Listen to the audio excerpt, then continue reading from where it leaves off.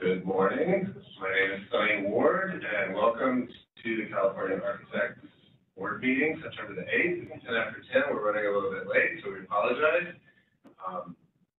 I'll turn it over to our secretary, Brett Gladstone, to call order.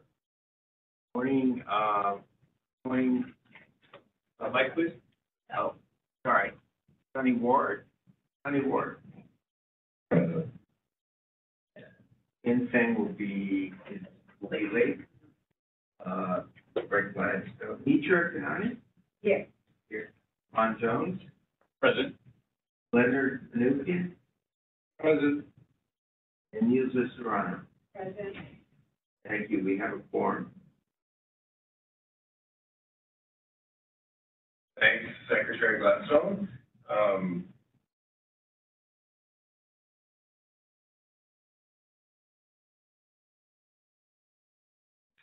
We'll move on to item B.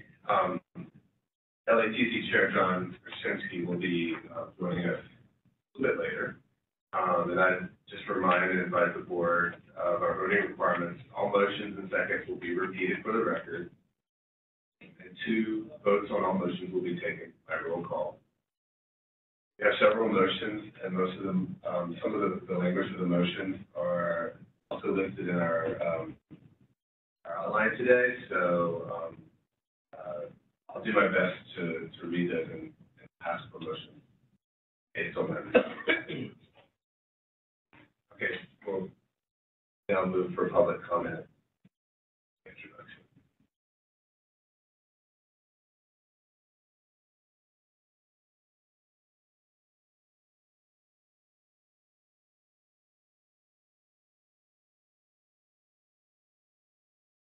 My moderator, David, at WebEx, I can't hear you, so I'm just assuming you're asking for public comments publicly. We don't have any here in the room. My apologies. Working on it. Thank you.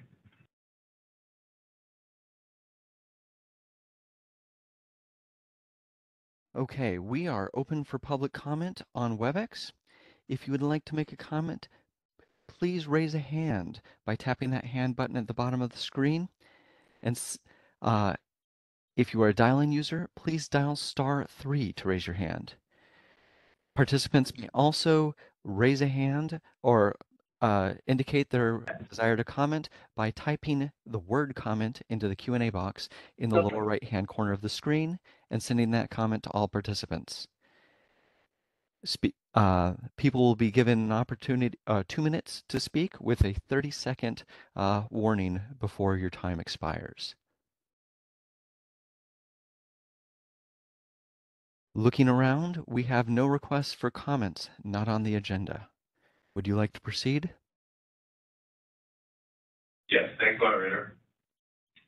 We will move on to item C, and we will now take public comment on items not on the agenda. I'll remind the board that we may not discuss or take action on any item raised during this public comment section, except to decide whether to refer the item to the board's next strategic planning session and/or place the matter on the agenda. Moderator, if it's okay with you, we'll start with online WebEx public comments first. Can you open it back up for public comments, please? For items not on the agenda. Absolutely. My apologies. I thought your last request was for items not on the agenda. We are now taking public comment for items not on the agenda via WebEx. If you'd like to make a comment, please raise a hand by tapping that hand button at the bottom of the screen. Dial-in users, dial *3 to raise a hand. Participants may also type the word comment into the Q&A box in the lower right-hand corner of the screen and send that comment to all participants. We're going to wait just a few seconds to see if we have a request for public comment for items not on the agenda.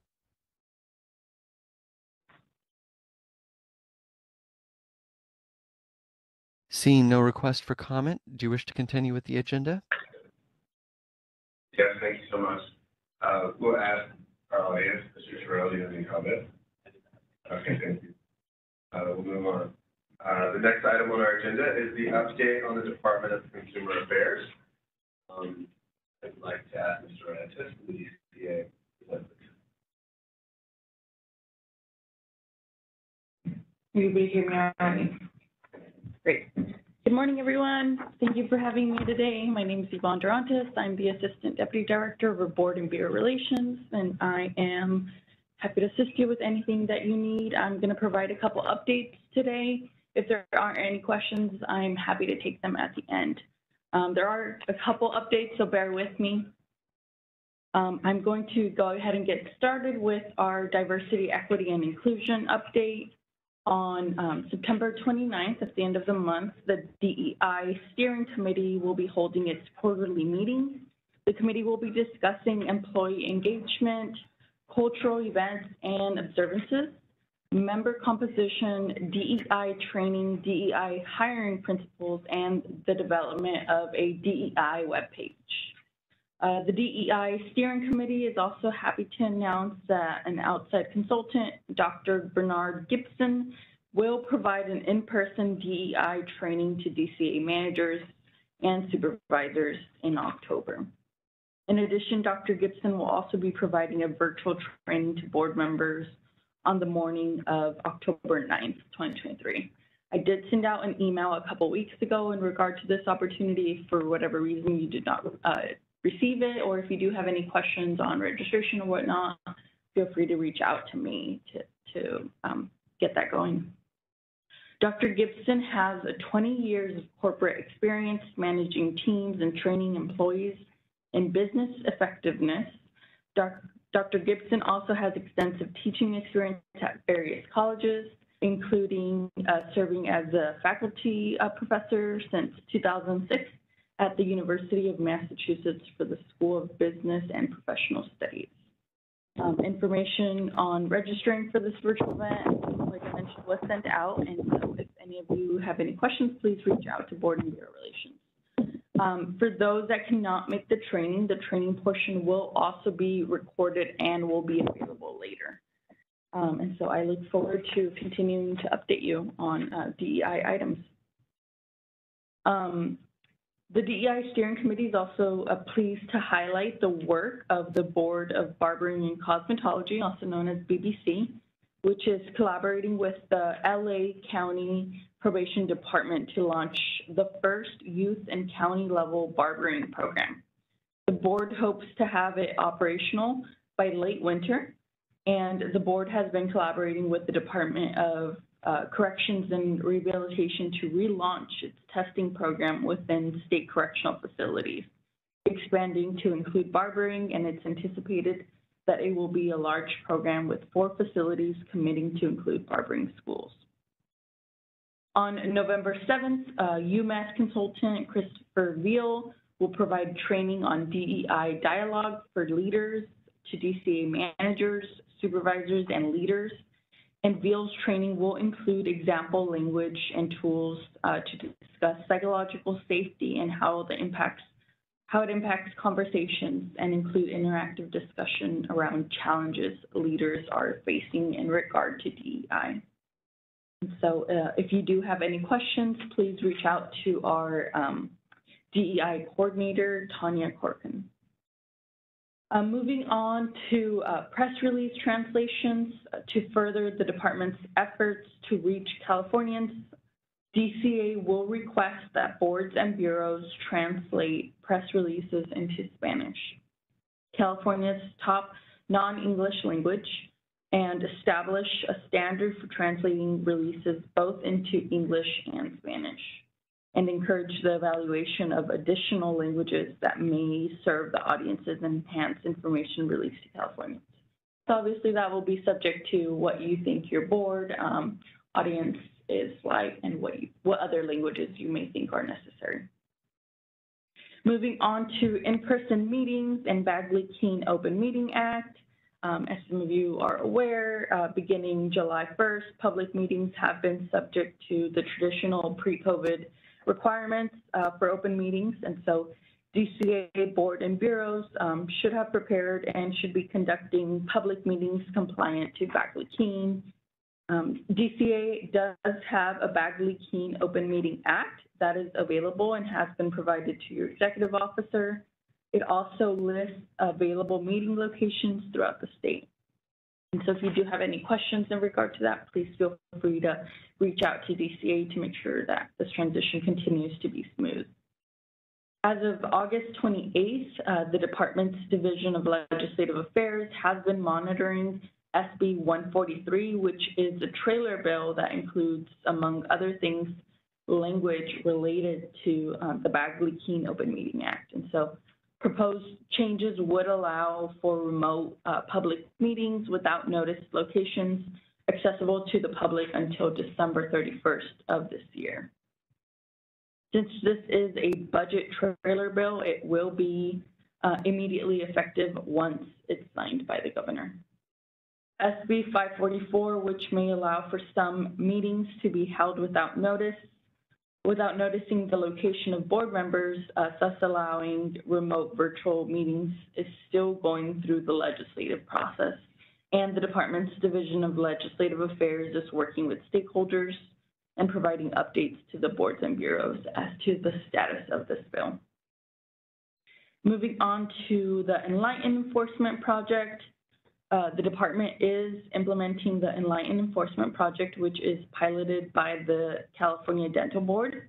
The project does aim to improve procedures, share best practices, and standardize procedures for all boards and bureaus, ultimately creating a template for enforcement policies and procedures. Moving on to the Data Governance Project, DCA continues to improve its reports regarding licensing and enforcement activities. The director recently led multiple working groups beginning late April through early July with staff from each board and bureau to update data metrics reporting to DCA's annual report. And DCA's goal is to ensure consistency between the report data and the annual report. DCA's data portal and board and bureau sunset reports. Ongoing meetings are expected to help build new reports and or modify existing ones to provide these new metrics for next year's annual report. Moving on to onboarding reminder, just reminding that before beginning service or performing any new functions, newly appointed or reappointed members must take the oath of office before participating in any board meetings. Board members must complete the documents listed on the board member appointment checklist, or also known as HR 5, and return them to the Office of Human Resources no less than 30 days after appointment or reappointment. Duties cannot be assumed and appointments cannot be processed until these documents have been received and are accurately completed. Incomplete packages may delay the per diem payments and travel reimbursements. Moving on to required board member trainings. So for the year of 2023, there are 2 DCA-wide mandatory trainings. This includes sexual harassment prevention training and information security awareness. All DCA employees and appointees, including board and advisory council members, will need to complete the sexual harassment prevention training this year. Board members are required to take the 2-hour supervisory training. Please note that there are 2. There's a non-supervisory and then there's a supervisory. And so board members are required to take the supervisory, which is the 2-hour training. This training is required every odd numbered year and is online. It's self-paced and it's approximately 2 hours long.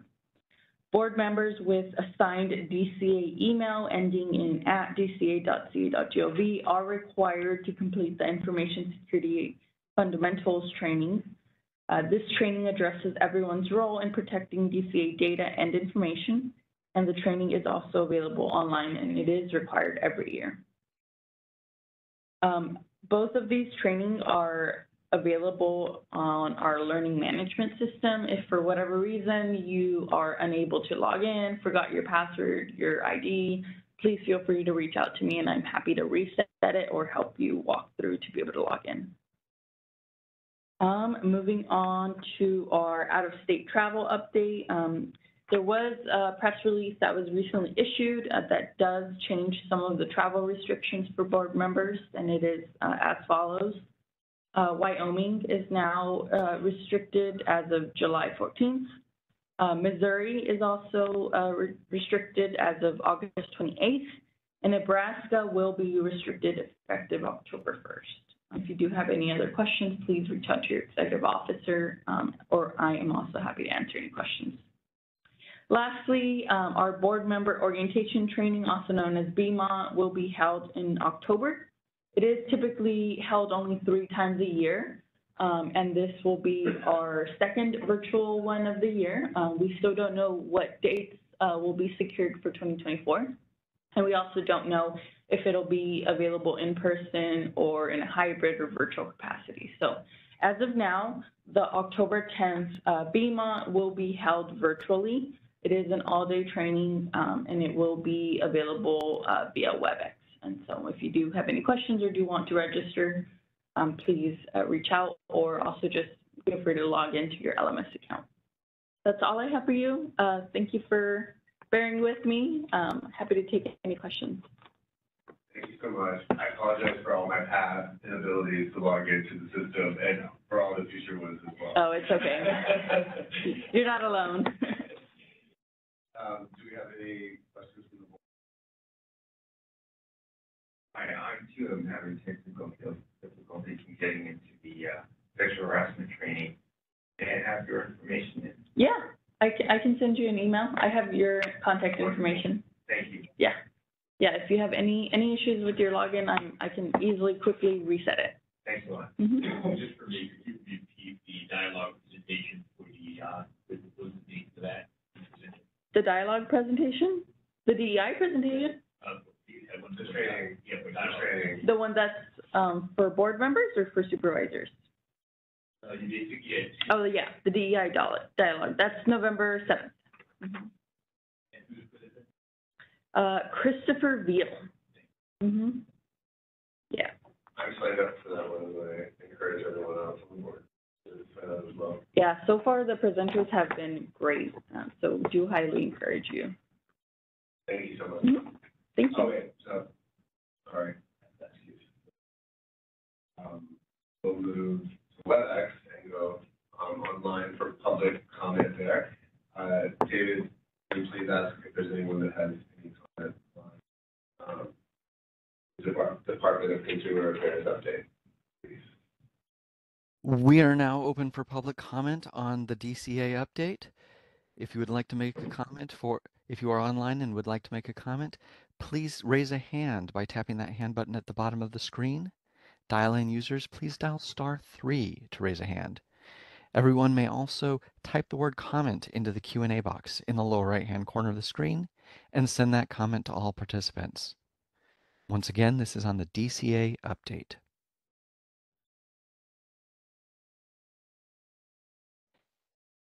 Seeing no request for comment, do you wish to continue with the agenda? Yes, thank you so much. We'll stop for a moment here in the room to this is for having help. Okay, thank you so much. We'll move forward. We're going to move to item I on the agenda, the budget update, and Ms. Lippo, who's going to do this virtually, will invite you to present.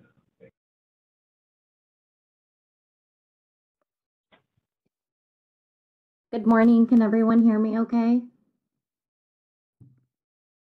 Yes, thank you. Okay, great. So good morning. My name is Harmony DiFilippo, and I am the acting budget manager with the DCA Budget Office.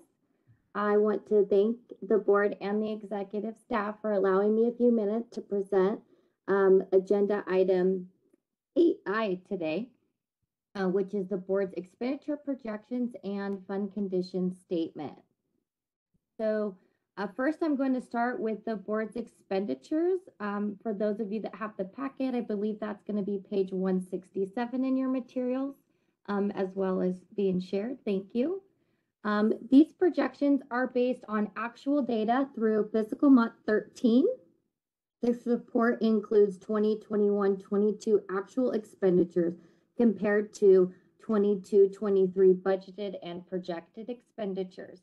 Over this 2-year period, costs have increased in personnel services, as well as operating expenses, which is partially due to the board's business modernization efforts. As we move to the end of the document, you will see the board had a beginning base budget of approximately $5.17 million and is projected to spend a total of approximately $4.13 million, creating a reversion of the board's fund of approximately $1 million and a reversion percentage of 20.39%. The next document I will go over is the board's revenue projections, and that is page 168 of your materials. This report includes receipts collected through June, providing the projected revenue to year end. I will go further into the projections as we transition into the next slide. The next slide is page 169 of your materials, and this is the board's fund condition statement. As a reminder, we read this document top to bottom, left to right. The left column is the board's prior year 22-23 projections based on FM13. It shows the board began 22-23 with a beginning balance of just over $4.4 million. The board collected $3.076 million in revenue, with $382,000 from initial license fees, just over $2.5 million from license renewals, and $139,000 was collected from the issuance of citations, fines, delinquent fees, and other revenue.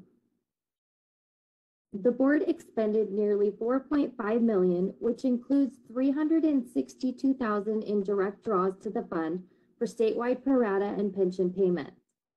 The board is estimated to close 22-23 with just over $3 million in the reserve balance, or about 6.7 months in reserve. For current year, 23-24, the board projects revenues of $5.713 million, with approximately $428,000 projected from the initial license fees and $5.146 million for renewal fees and $139,000 for the issuance of citations, fines, delinquent fees, and other revenue. The board's 23-24 expenditures are based on the Budget Act and at $5.931 million between authorized expenditures and direct draws to the fund, leaving the board with a fund balance of just over $3.3 million or 7.3 months in reserve. The Budget Office will continue to monitor the board's revenue and expenditures and report back to the board with monthly expenditure projections as we continue to close out fiscal months in the prior fiscal year. A few things to note on the board's fund condition. The fund condition is a snapshot in time. One of the main factors driving expenditure increases in future years is the result of personnel service adjustments. These include general salary increases as well as employee compensation and retirement rate adjustments. The Budget Office includes a conservative ongoing 3% increase to expenditures on the fund condition statement to account for these ongoing incremental adjustments. You will also notice that the revenue is projected with the historical high-low trend in the out years. This fund condition includes current year 23-24 revenues with the projected increase for the initial and renewal licenses. However, budget year +1 is based off prior year budget and will be updated during the next workload revenue drill, providing us a better idea on how the regulatory fee increases will impact future revenues. Lastly, I would like to note that the board that any future legislation or unanticipated events could result in the board's need for additional resources, which would create cross pressures on the fund. The Budget Office will continue to monitor the board's fund condition statement and keep the line of communication open with the board's executive staff for any future needs or expectations. Again, thank you for allowing me the opportunity to present today. and I'll be happy to answer any questions that you may have. Thank you very much. Thank you so much. I'll open it up to the board. If anyone has questions, we go to public comment. Okay, we have no comments here. Moderator, will you please open up for public comments online, please? We are now open for public comment on agenda item I, the budget. If you would like to make a comment, please raise a hand by tapping that hand button at the bottom of the screen. Dial-in users dial *3 to raise a hand. Participants may also type the word comment into the Q&A box in the lower right-hand corner of the screen and send that comment to all participants.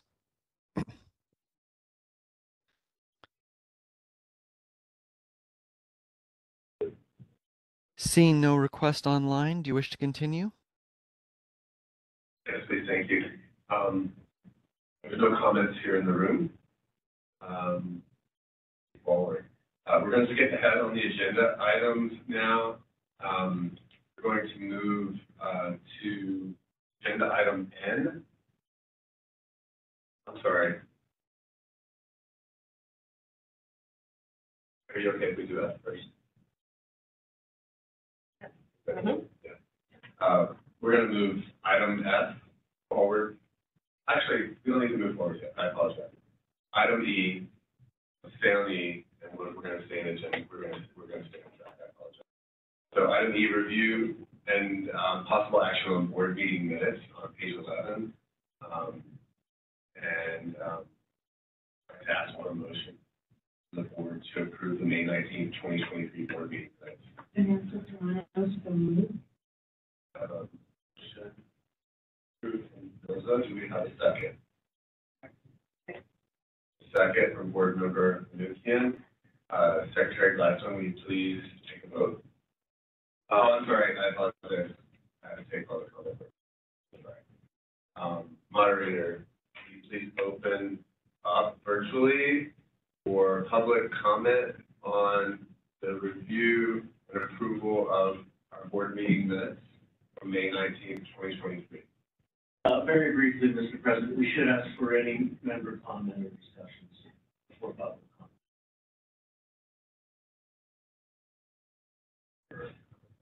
comment. My apologies. Now, public comment, moderator, please.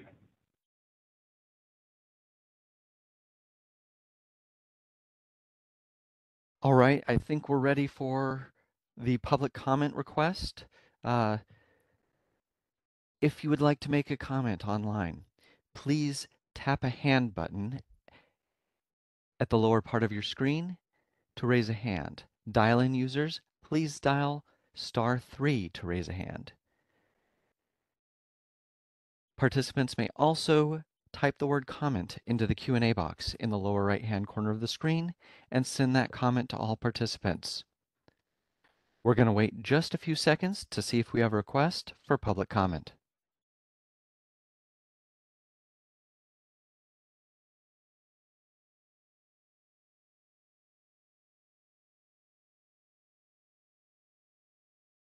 Seeing no request online. Thank you, moderator.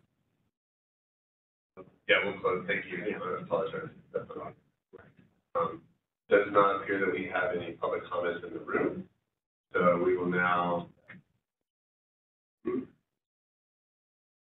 vote on motion by Mr. Serrano and second by member Nukian to accept, approve our May 19th, 2023 board meeting. Secretary. Okay, Sunny Ward. Yes. Approved. Brett Gladstone, approved. Mitra Kanani. Yes. Ron Jones. Yes. Leonard Manukian. Yes. And Yusuf Ron. Yes. Okay. Harry. Thank you. We'll move forward on to agenda item F, review, discussion, and possible action to approve the board's 2023 Sunset Review Report on page 22. Executive Officer Diego, will you please do this presentation for us?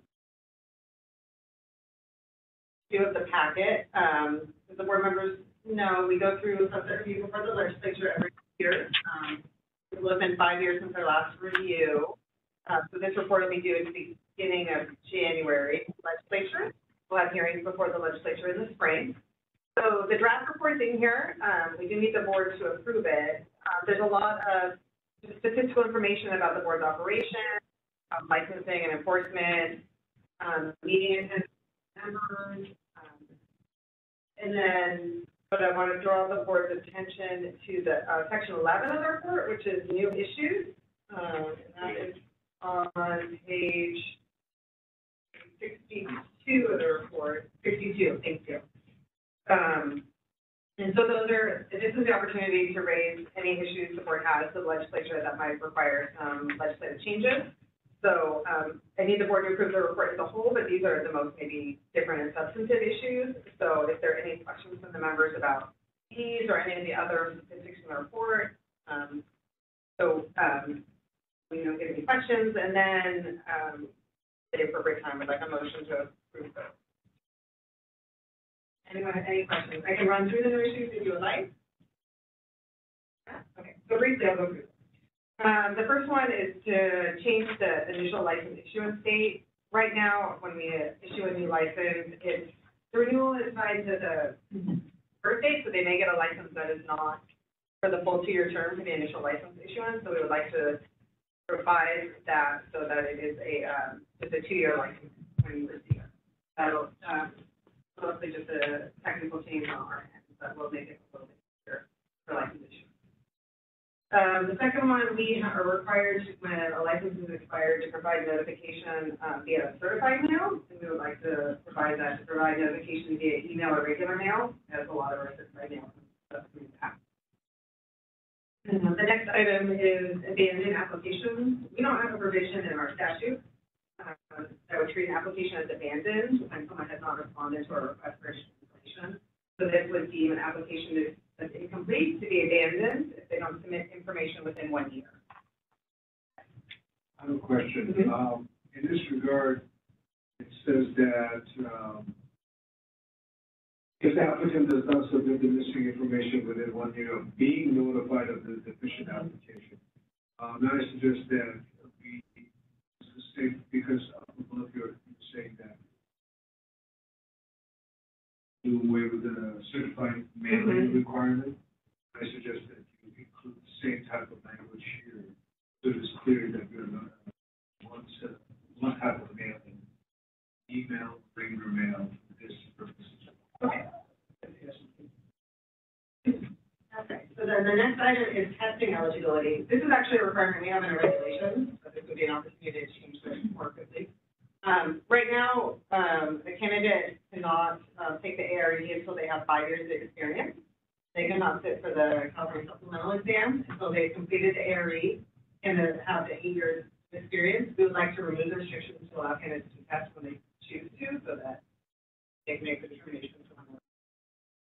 I'm sorry, did you say that they would decide themselves how many years? They would decide when they want to test. They still wouldn't be eligible to get a license until they meet the 8 years. Okay. But just that they could test sooner if they feel like they're ready for it. Just giving them the choice as to when they want to test. Like 7.5 years. It could be they might want to start testing maybe sooner before they finish their experience because they feel like they're ready. Yeah. The next item is just a requirement that licensees maintain an email address with us. Now that we're shifting to an online system, that's like easier to maintain communications with them. The next item deals with authority during an emergency like the pandemic. We found during the pandemic when test centers were shut down, we didn't have the ability to waive requirements in our regulations as to how long a candidate could go without testing before they became inactive. So we would just like to provide some authority for a waiver in an emergency situation for a limited duration. The next item deals with expunged convictions. This would just amend our law to conform to a change to statute outside of our Practice Act, which is already taken effect. This is just 15 acts, so that are active, correct?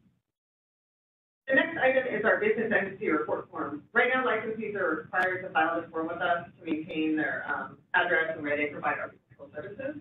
They need to maintain it with us, but we don't provide it publicly, so we would like to make this information available to consumers so they have that as additional information beyond the license lookup, so they can see where a licensee is working through their association.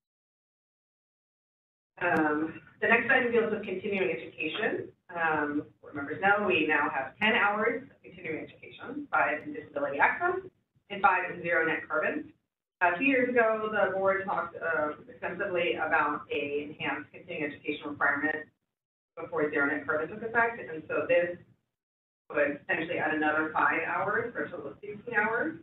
Continuing education, having the topics listed below and allowing licensees to choose from the more broader health and safety welfare topics. The next item is about renewal and audit of CE. Right now, we randomly audit 3% of our licensees for their CE compliance. We contact them and ask them to submit documentation. Now that we have the ability to submit the documentation online rather than through the mail, we'd like to require all licensees to submit their documentation upon renewal. That way, when we audit, we already have the documentation. It'll make the audit process easier and also perhaps increase compliance if licensees know they need to submit it rather than wait to. And then finally, just some technical changes in our statute to include gender neutral. Thank you. We have questions. We'll start with Board Member Kanani. Yes, my question is about testing and eligibility. This is with regards to IPAL students, that IPAL students are not allowed after finishing their sections of ARE. They have not been allowed to take the supplemental exam until they have graduated. So how does this happen? This would allow them to take it when they choose. They wouldn't have to wait. So maybe you should. That would apply to all. That applies to IPAL students. Okay. Laura, I have a question. I appreciate some of the efficiencies outlined here. Has staff evaluated the fiscal impact of some of these assessments? Yeah, so these all came from staff, so from myself, and so that we don't expect a significant impact of any of these. I think the one I was most concerned about maybe was the testing eligibility and also the documentation upon renewal, but. But the idea, for example, in the mailing, there's an opportunity to have less mailing. There's an opportunity to have less expensive mailing by not having to do the certified. And the same thing with the self-reporting or reporting documentation of licenses and continuing education.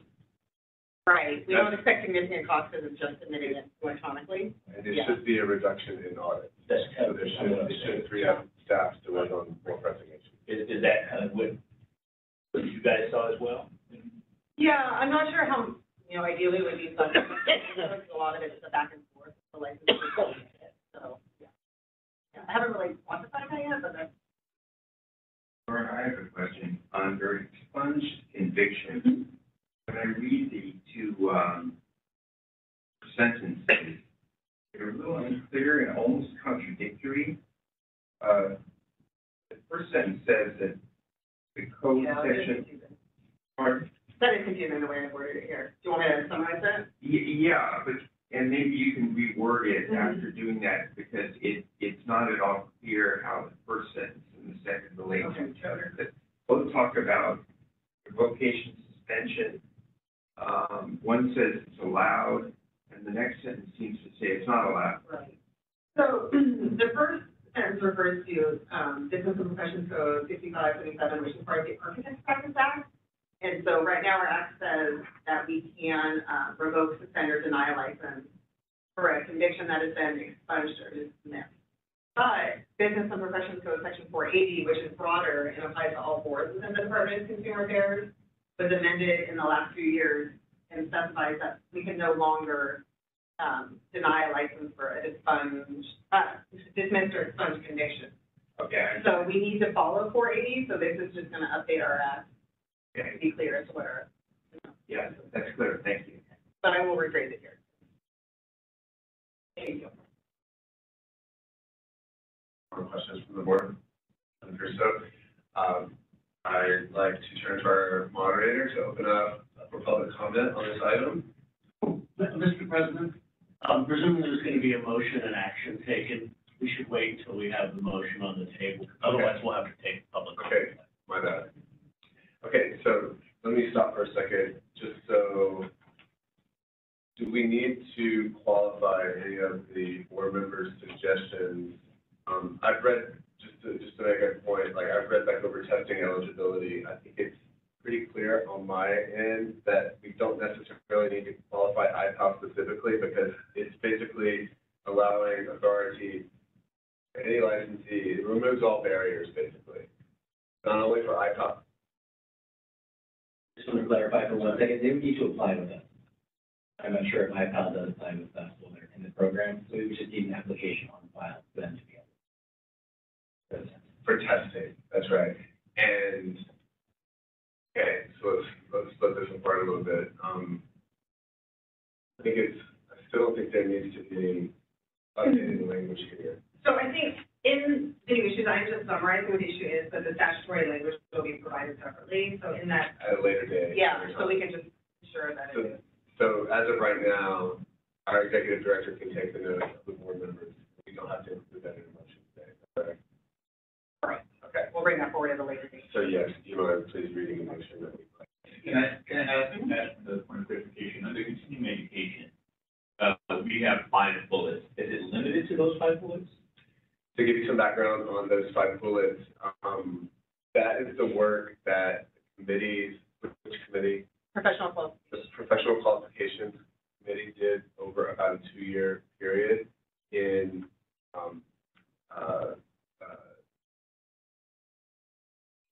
qualifying broad amount of text. There's a presentation that exists on what is underneath each one of those, and the idea is that it allows for the first time flexibility in our architects to educate themselves in the areas of expertise that they would like to outside of ADA and zero net carbon design.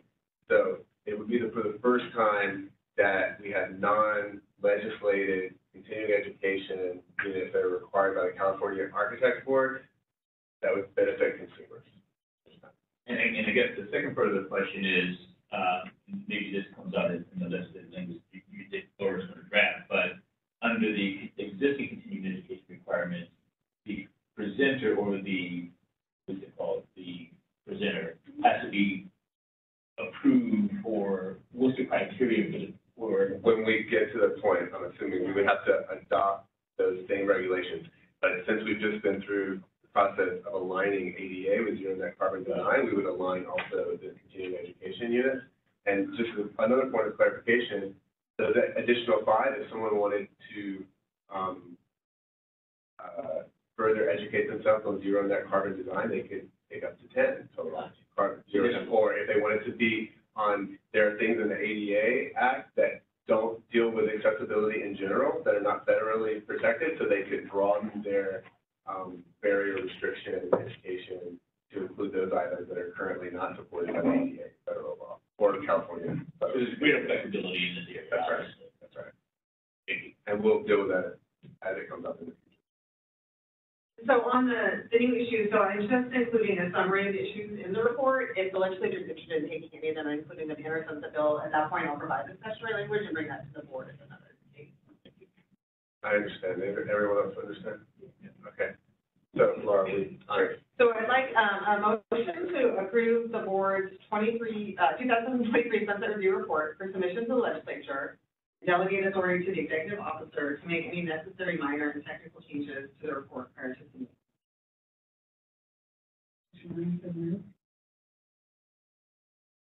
Board Member Serrano, second motion, and we have a second from Board Member Jones. Now, we will take this to public comment. Moderator, will you please open up public comment for this item, for this motion? We are now open for public comment on the motion for agenda item F. If you would like to make a comment, please raise a hand by tapping that hand button at the bottom of the screen.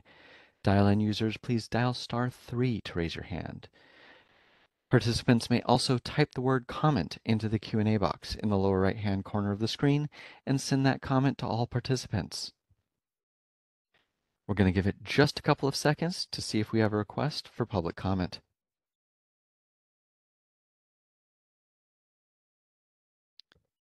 Seeing no request for comment, do you wish to continue with the motion? Yes, please, thanks. I'll move to our in-person room here. Do we have any comments?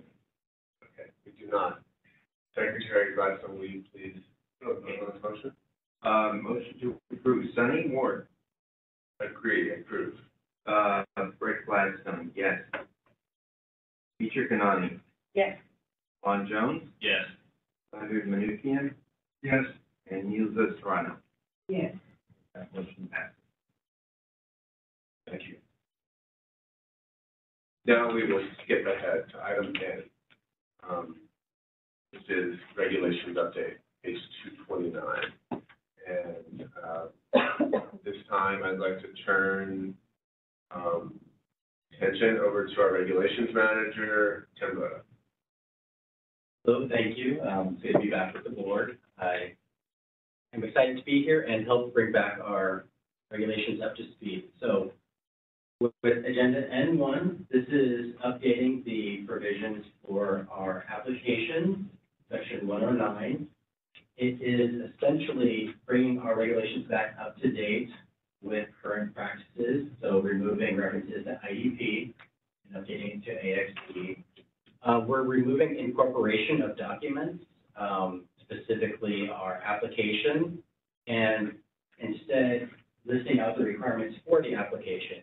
This will help us move forward with Connect, our online system. So candidates can apply online, and we have our requirements for the applications already set in regulation. And instead of listing the specific form itself, we can be more malleable with that. Additionally, with the incorporated guidelines, since they are updated so frequently or have been updated so frequently in the past with NCARB for the AXB and ARE guidelines, we were just referencing that they must meet the requirements of the program to move forward with our requirements for licensure. A lot of this has been gone over with what was done previously. I just had more updates when I took over this program. Do you guys have any questions for me with this regulatory? Just explain some of those acronyms you use to look at the members of the public. Yes, absolutely. IDP was the Intern Development Program. That was the internship program used by NCARB from, I want to say, around 2000 until 2013 or 14, when they changed the name as a rebranding to the Architectural Experience Program. That is the new program that candidates must complete for licensure, and it's handled through NCARB. The ARE is the Architectural Registration Examination, which is the national licensing examination that we all require. And then the IDP guidelines would be the Intern Development Program guidelines, which are now the Architectural Experience Program. Thank you.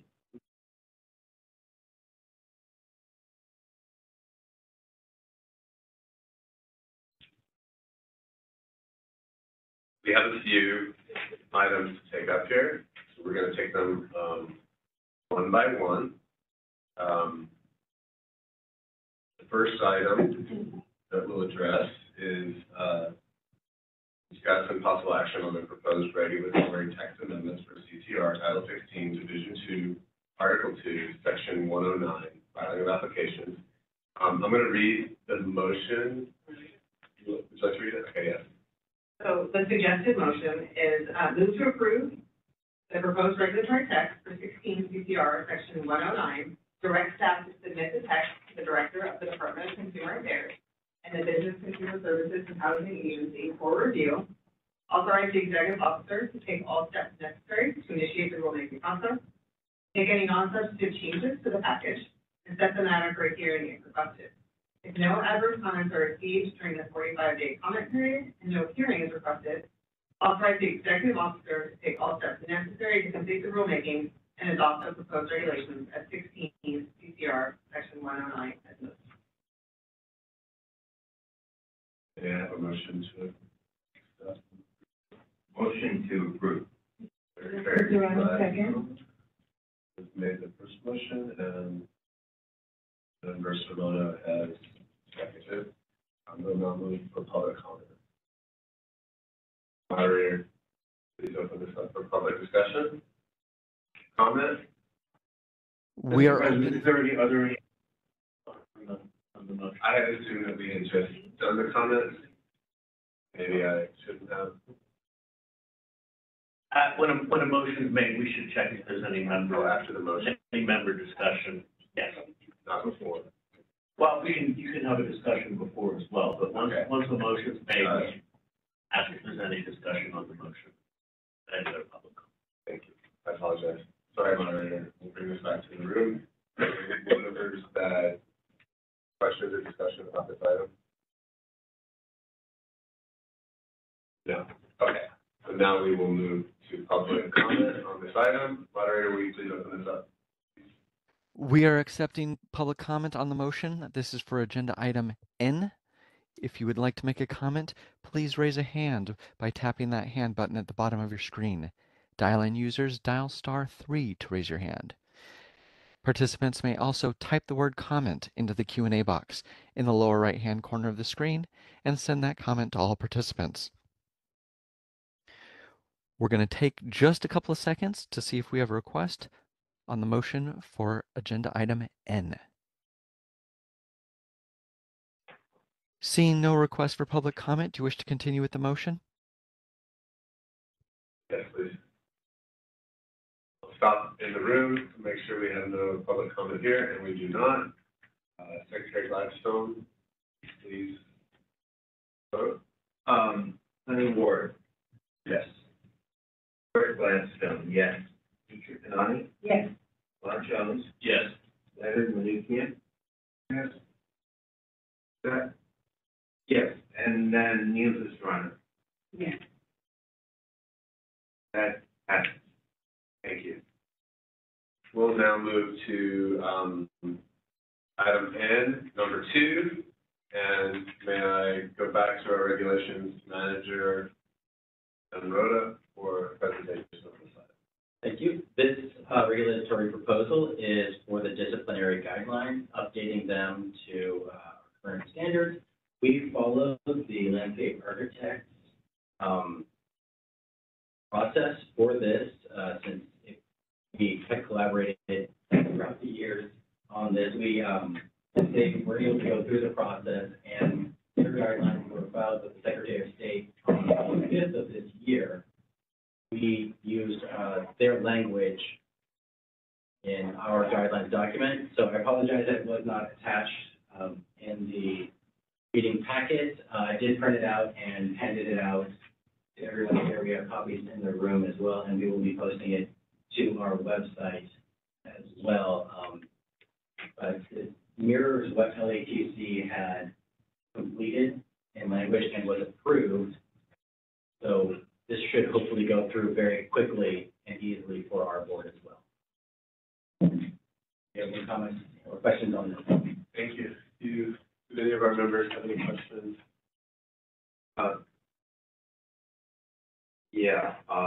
I don't see a notation here, but that is to the public, say that, underlined items are new and crossed out items are new and different from the LATC. This is notation. Yeah, so the document that will be posted online will have highlighted changes. Okay, thank you. And that it didn't transfer to the black and white copy that I Okay, thank you. Executive Officer Senator, will you please?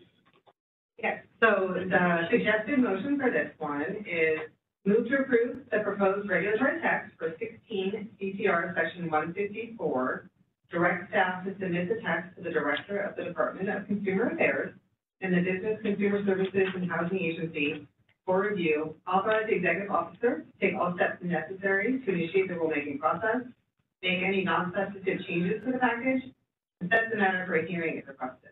If no adverse comments are received during the 45-day comment period and no hearing is requested, authorize the executive officer to take all steps necessary to complete the rulemaking and adopt the proposed regulations at 16 CCR Section 154 as new. Would a board member like to move to approve this language? We have, so moved by board member Serrano. Do we have a second? I second. Thank you. We have a second from Board Member Kanani. Do we have any comments from the board on this motion? Before we move to public comment. There's to be no comments. Moderator, will you please open this up to the public online for comments? We are once again open for public comment on agenda item N. If you'd like to make a comment, please type the word comment into the Q&A box in the lower right-hand corner of the screen and send that comment to all participants. Better yet, raise a hand by tapping that hand button at the bottom of the screen. Dial-in users, please dial *3 to raise your hand. We're going to wait just a couple of seconds to see if we have a request for public comment.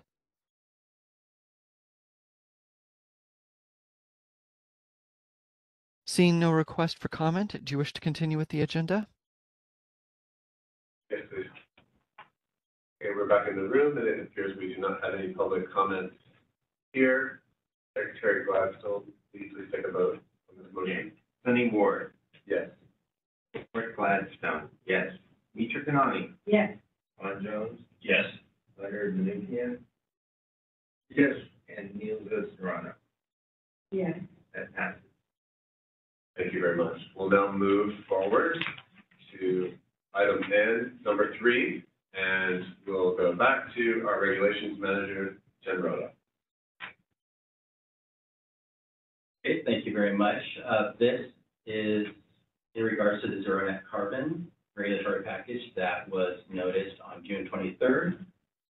And the comment period ended on August 8th. During that period, we did receive substantive comments, which the board must respond to. In the packet, we have proposed responses to the received questions from the AIA, the Division of the State Architect, the California Building Standards Commission, and independently Martin Seaweek and Lisa Conway that we have received and developed proposed responses to. Additionally, board staff and legal affairs reviewed the language and identified a potential clarity issue with the regulatory proposal, and we changed some wording to help clarify that issue, as stated in the notice, in this agenda item. The concerns raised were specifically related to, for the AIA, about energy remodelers to approved providers. And for the state architect, they had issues that would limit the providers, and so they suggested additional providers that would be acceptable and who have background knowledge to what zero net carbon could cover. Do you have any questions for me or clarifications for the proposed responses that we have drafted?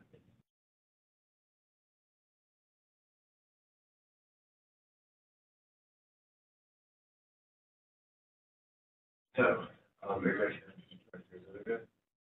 please read the requested motion. Yes. Move to approve the modified regulatory text and proposed responses, and if no adverse comments are received during the 15-day comment period, direct staff to take all steps necessary to complete the rulemaking process, delegate to the executive officer the authority to make any technical or non-substantive changes to modified regulations that may be required, to complete the rulemaking file, and adopt the proposed regulatory changes. Thank you. Would a board member like to move to approve this motion? Thank you. Do we have a second? I second. Thank you. We'll open up for board member discussion now. Does anyone on the board, any of our board members have any questions about this motion? We do not. Moderator, will you please open this up for public comment? We are now accepting public comment once again on agenda item N. We have a motion on the floor. If you'd like to make a comment on the motion, please raise a hand by tapping that hand button at the bottom of the screen. Dial-in users, please dial *3 to raise your hand. Participants may also type the word comment into the Q&A box in the lower right-hand corner of the screen and send that comment to all participants. As a reminder, you'll be given 2 minutes to speak with a 30-second warning. And we have a request from Mandy. Hold on, Mandy. We're sending you a request to unmute your microphone.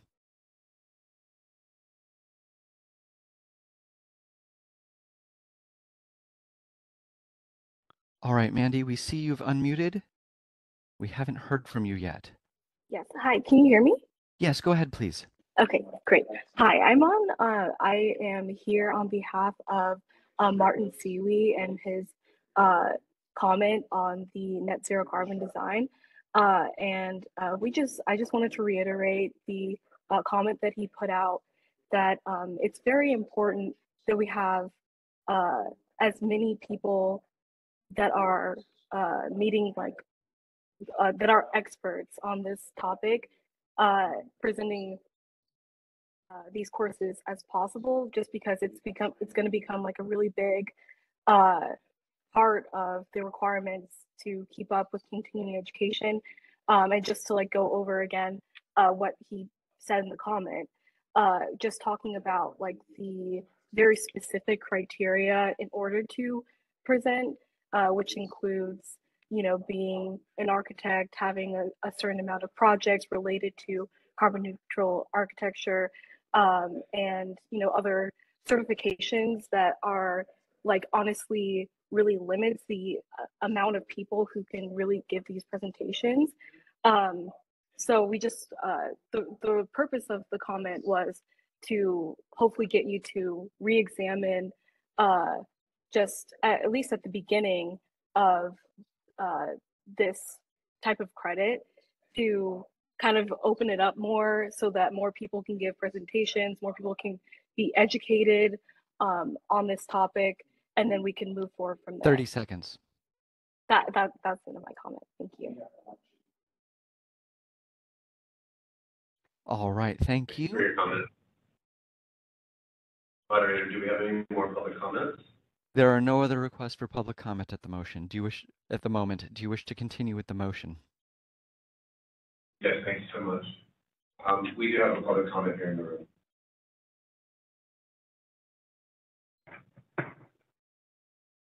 Thank you, Mr. President and members. Appreciate the time. And I first want to start by thanking you. Your name. Okay, perfect. Thank you, Mr. President and members. Scott Terrell on behalf of AIA California. Our Vice President of Climate Action was hoping to be here, but I don't think the timing worked out, so I will pass along his comments. We wanted to thank you for your improvements to Section C with the additions of adaptive reuse and energy modeling, but we want to express our continued concerns and suggested improvements with the addition of energy modelers or other related high-performance building design professionals in Section F1. Zero net carbon architecture is a highly integrated process that includes architects and engineers, as well as other related design professionals, such as energy modelers, and they are a highly qualified part of the team. So we think it's appropriate to include them in F1 while maintaining the requirement that they have a minimum of 3 years of demonstrable direct experience in the design of carbon neutral and or high performance buildings. And then we also have concerns with the inclusion of Section F3 in the language, because unlike California's accessibility codes, where a clear set of codified regulations are provided in Title 24, no such codes or regulations related to zero net carbon design currently exist in the California Building Code. Therefore, there is not yet a code or regulatory framework for building inspectors and plan examiners to apply to a submitted design. So that's the concerns that we continue to have with the language, but we do appreciate your improvements to Section C. Thank you. Thanks for your comments. There are no other comments in the room. At this time, turn it over to Secretary. That's on for a vote. Okay. On this motion, Sunny Ward, Yes. Greg Gladstone, yes. Mitra Kanani, Yes. Ron Jones, Yes. Leonard Mnuchin, Yes. Elizabeth Serrano, Yes. Eric. Thank you, Secretary.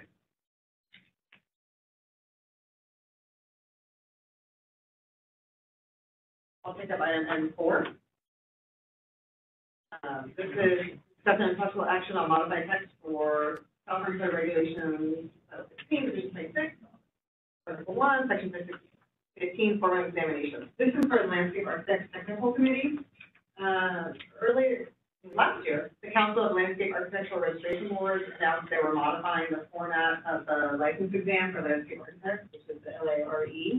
And the new format would be divisions, so LAPT to modify its regulations to accommodate that, which it has done, but we've identified another change that needs to be made. So that is contained in this language here, the modification to the existing regulation. So specifically, the language that's being added is to specify that a candidate has a combination of 6 years of education and training before they're eligible to take the exam. Just to specify what the requirement is. And so we would like the board to approve this modified text. So we can complete the rule. Any questions from board members on this item?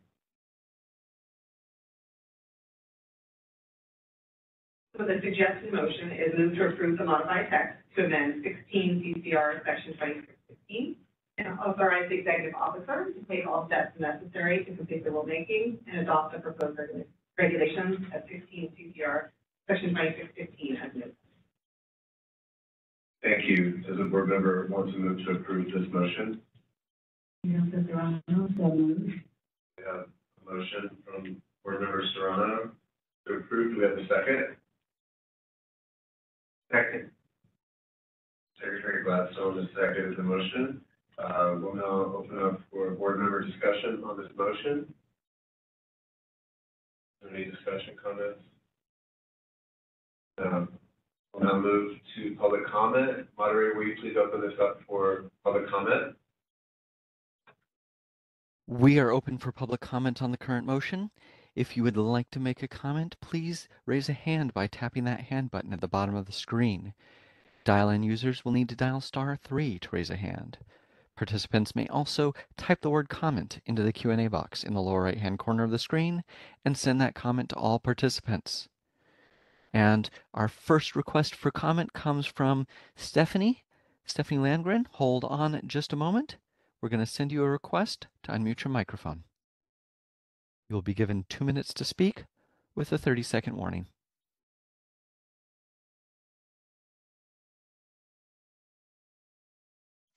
Hello, can you hear me? Yes, go ahead, please.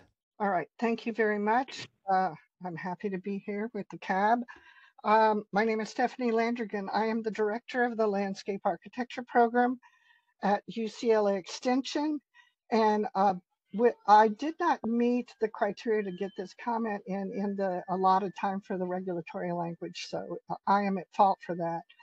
The concern I have is the requirement that was removed that allowed our students who we have conditional students who have 3 years of extension direct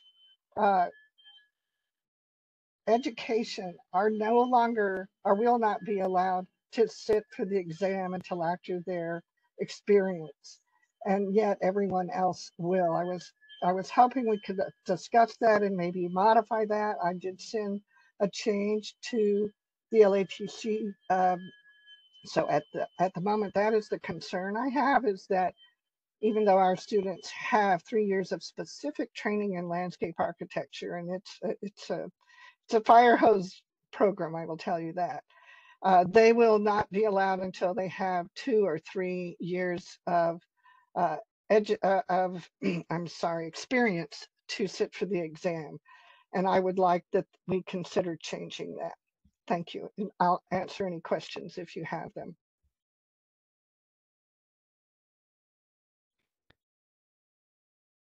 Thank you. And that was our only request for comment at the moment.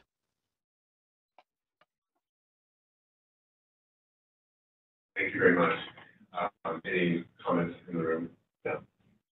just a moment.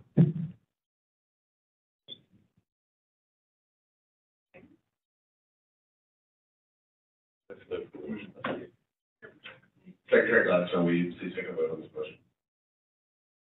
Yes. Study Board, Yes. Greg Gladstone, yes. Mitra Kanani, Yes. Ron Jones, Yes. Leonard Mnuchin, yes. Sorry. Yes. Yes. Neil Serrano. Yes. That passes.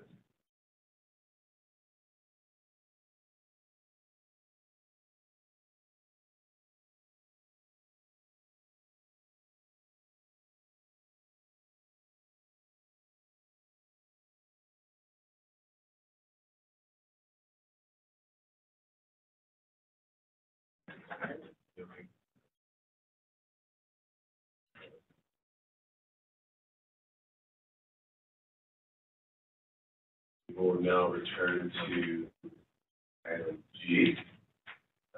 This is a review of discussion and possible action to approve the landscape architect technical committee 2023 sunset review report. I'll turn this presentation over to Executive Director. Thank you. This is page 87 of the packet. This is similar to the board. This is the sunset report for LATC. And our LATC Chair, John Rosensky, has joined the meeting via WebEx, so he is here if he wants to comment on this. So LATC discussed the report at the last meeting.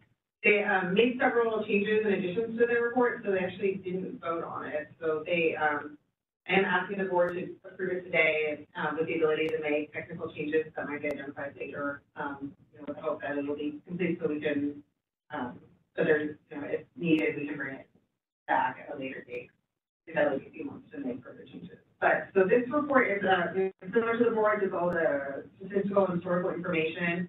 But we can also focus on the new issues for LATC. I will run through those. It starts on page 61 of the report. I don't know what page that is electronically, I apologize.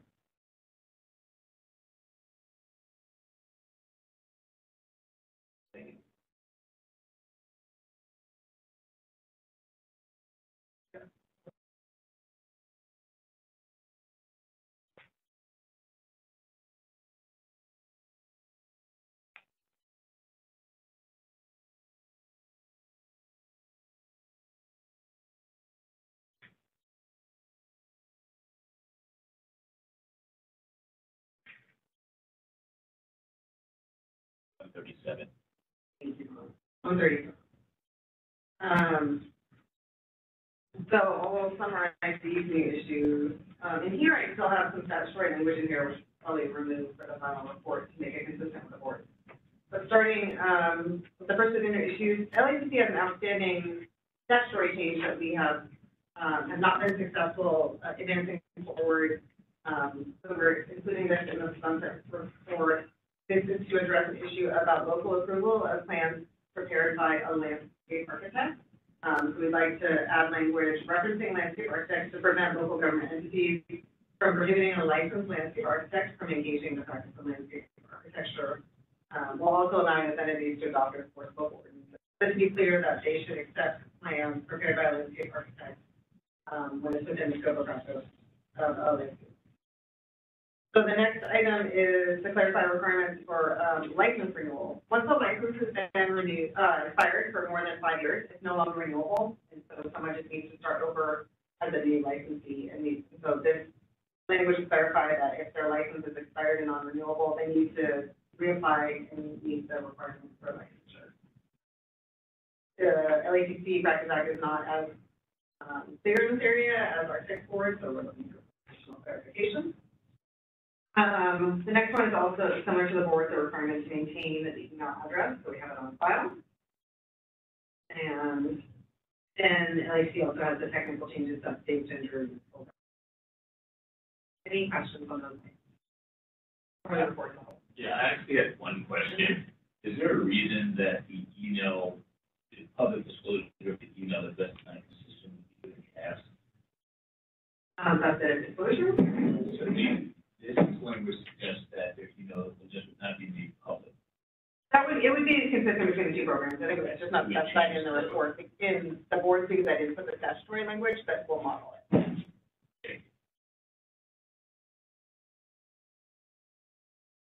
Any other questions from the board right now? So yeah. Moderator, could you have, or open up the WebEx for John Roshinsky to join us for discussion on this item?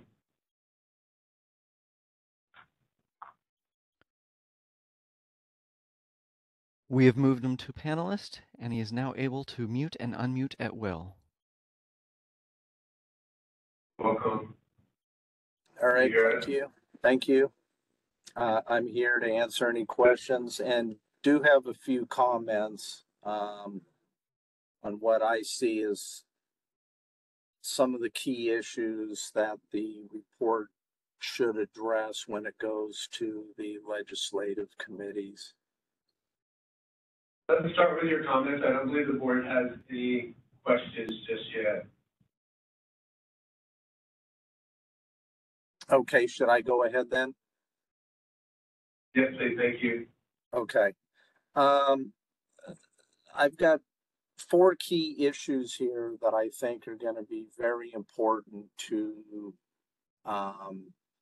bring up in with the committee staff, the legislative committee staff, as well as the actual sunset review meeting itself. And primarily at the top of the list is the fact that CLARB, which is the national licensing entity, has pushed through a uniform standard, which is in a number of key factors counter to our current licensing regulations and statutes in California.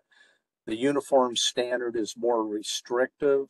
It requires more, a total number of years that exceeds California's in regards to the amount of education and experience that's required to sit for the exam currently in California.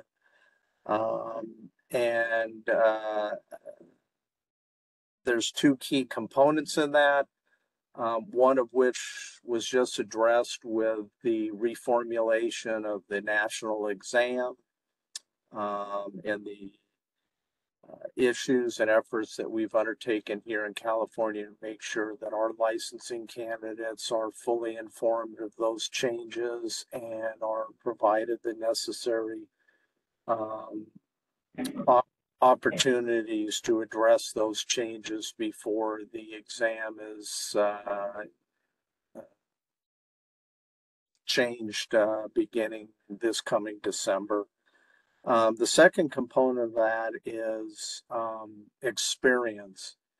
And it's not clear at this point in time who is actually going to be responsible for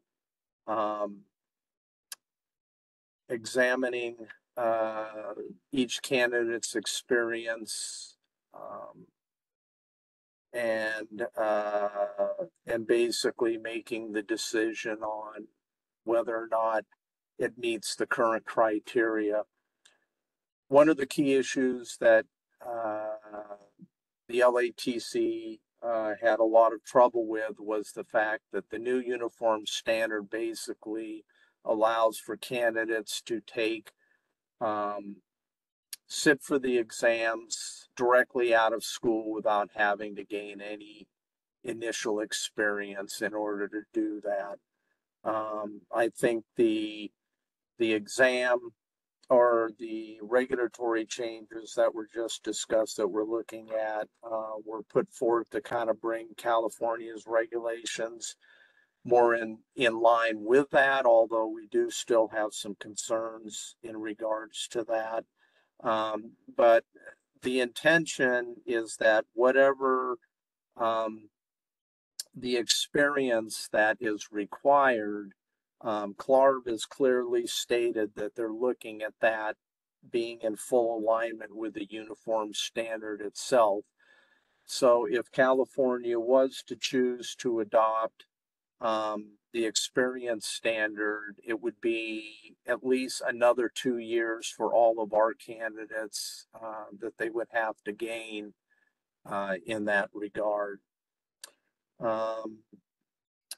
The remaining key issues that I have, 2 of them have to deal with the fee structure that's outlined there. LATC recently had to increase their fees to basically remain solvent in the coming fiscal year and beyond. But one of the key issues that we think needs to be addressed, not just in this report, but with DCA in general, is that using LATC as an example, many of the smaller boards just simply do not have the breadth of licensees in order to generate enough revenue to cover our operating costs without having to substantially increase our fees to cover that. We just simply do not have enough licensees to spread those increasing costs over. And we feel it's important that collectively that all of the boards should be pushing that message when they go before the legislature. And lastly, we see in regards to gaining experience, that's primarily driven by the employment opportunities that are out there. And as we all know, that's cyclical depending on the economy. And so we feel that it's really important to address going forward those opportunities for licensing candidates to gain the necessary experience that they're looking for, and any opportunities for that. So those are the key issues that I would like to see included. They're basically mentioned in here in the report itself, but I think we want to make sure that those are really highlighted and that the necessary information to back those concerns up are included in there.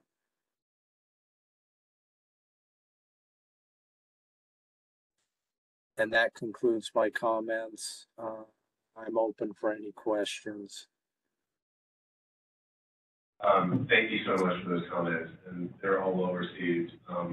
I do see and understand the issues that you have as a committee, and as a board, we are relying heavily on you guys and your coordination with the national organization CLARB. It's interesting today. I mean, I'll just point out that sort of moving in opposite directions as far as on the architectural side of things, we're decreasing barriers, and on the landscape side, we're increasing barriers. Just as a point of concern, just for the future for your committee, I mean, I understand the financial issues, the fee increases and the experience, but I think that we're doing a decent job on our end, on the architectural side, of protecting the California pathway, and I would encourage you all to continue to do that. And one of the issues that I have with model law and these national organizations is it's difficult to understand the ramifications, although I think from previous public comment today, we're already seeing the ramifications following the model law for these national organizations. So I understand that, and I hope that that's a continuing conversation that your committee has, and that that we can look to you for guidance on that, and hopefully can promote your committee's will and be in agreement with it. Those are just comments, those aren't necessarily questions, but at this point, I'll open it up to questions from the board. Do we have any questions from the board at this point for the landscape committee? Okay, thank you so much. I'll now, wait, hold on, you do have a question. Thank you. Is members of the public aren't that familiar, can you clarify for me what kind of work in that field requires a license? What can be done by regular landscapers? And perhaps we can be educated for a moment on that.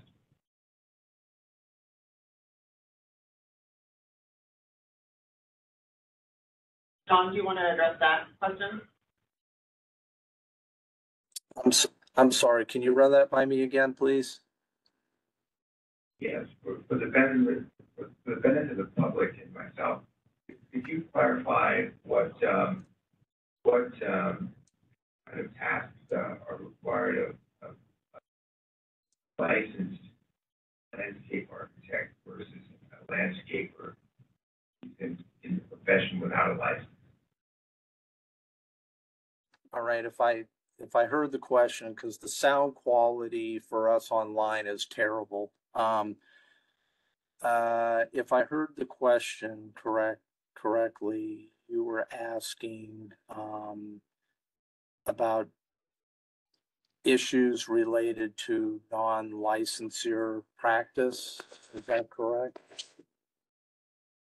Yes. What kind of typical projects required to have a licensed landscape architect versus just a landscaper? Well, and who are the typical clients who would ask for a licensed landscape architect? Okay.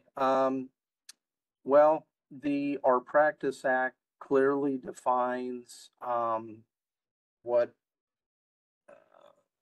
is considered lawful practice, and there's information in there as well as non-regulated practice and who is allowed to do what in that regard. I don't think that is as much a key issue as much as the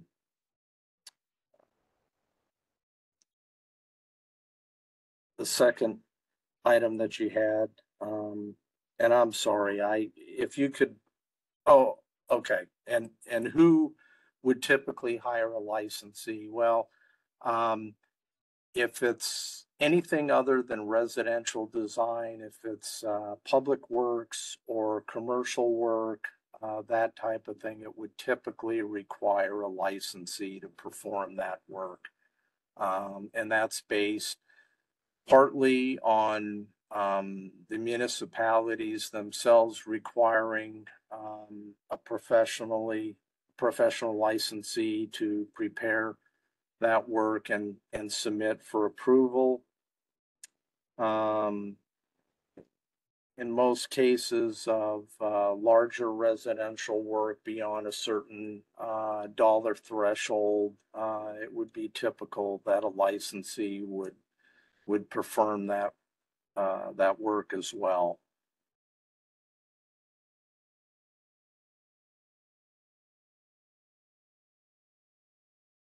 Thank you for that.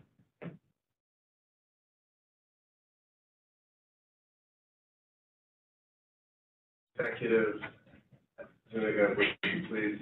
So the suggested motion for this report, this item, approve the LAPC 2023 Sunset Review Report for submission to the legislature and delegate authority to the executive officer to make any necessary minor and technical changes to the report prior to submittal. Do we have a board member that will move to accept this motion? So move. Board Member Jones has moved to approve this motion. Do we have a second? Member Serrano, second. Board Member Serrano is seconded. And we'll now stop for board member discussion. This is a good time for anyone to discuss any questions or concerns that they have regarding this motion? There are none at the moment. Moderator, would you please open this motion up for public discussion? We are now open for public comment on the motion for agenda item G. If you'd like to make a comment, please raise a hand by tapping that hand button at the bottom of the screen. Dial-in users, please dial *3 to raise a hand. People may also type the word comment into the Q&A box in the lower right-hand corner of the screen and send that comment to all participants. And it looks like our first request for comment comes from Stephanie, followed by Cheryl. Hold on just a moment. We're going to send Stephanie a request to unmute her microphone. Thank you very much again, board members and chair. This is Stephanie Landrigan. I'm the director of the Landscape Architecture Program at UCLA Extension. I am a licensed landscape architect, and I really appreciate Chair of the LATC, John Roshinsky, talking about some of the issues that I had. I think the largest issue I have, and I am a former LATC member, is the inability to have a somewhat regular fee structure that is not at these extremes. It has really impacted our, I would say, will impact all our graduates. It may even dissuade people from getting licensed in California. And I believe that that is part of the issue. When we do a fiscal analysis, we don't look at what is the fallout from assuming that everybody who is going to become licensed as to who we are going to lose.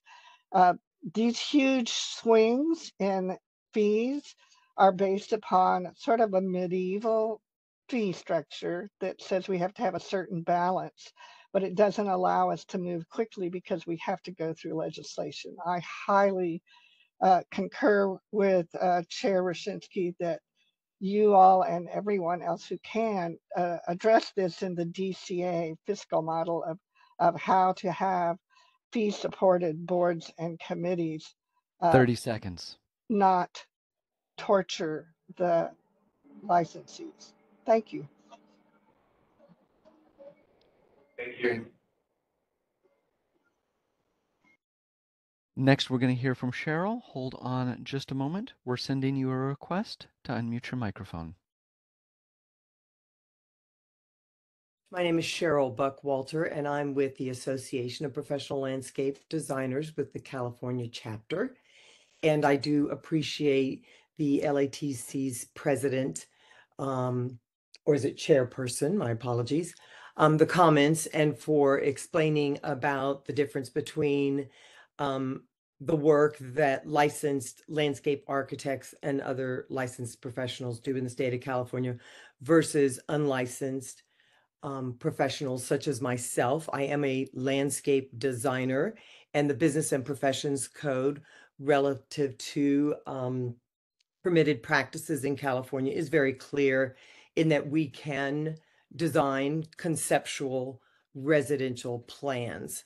And so we do not design any plans that require construction specifications, grading and drainage, and that sort of thing. So we're very clear about that. So I do appreciate the opportunity to express that.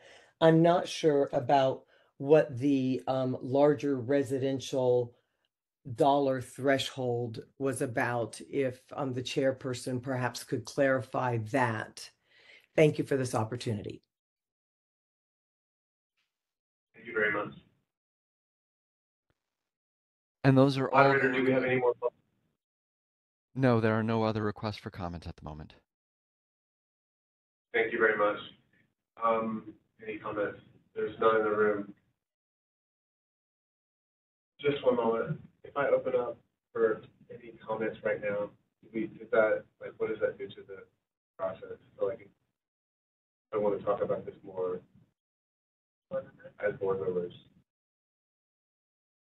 This is Michael Canoes, legal counsel. Yes, you can open it back up. We should not be addressing public comments, though. And if we open it up for board member discussion again, then we'll need to open it for public comment again.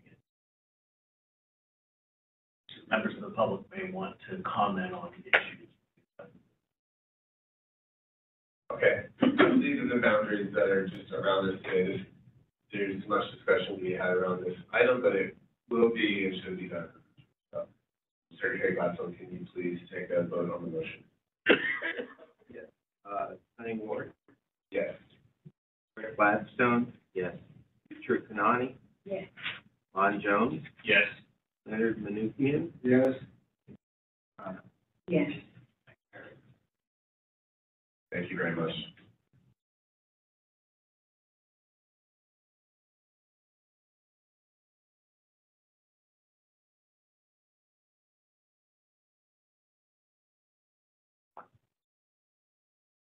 How are you guys doing? Are you want to keep going forward a bit more?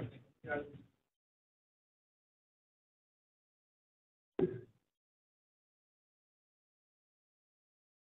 I think we should stop here and have lunch. Good, but yeah, let's take a break. So at this moment, we'll pause for intermission. Let's take 20 minutes. 20-minute lunch. It's 11:46. We'll come back at.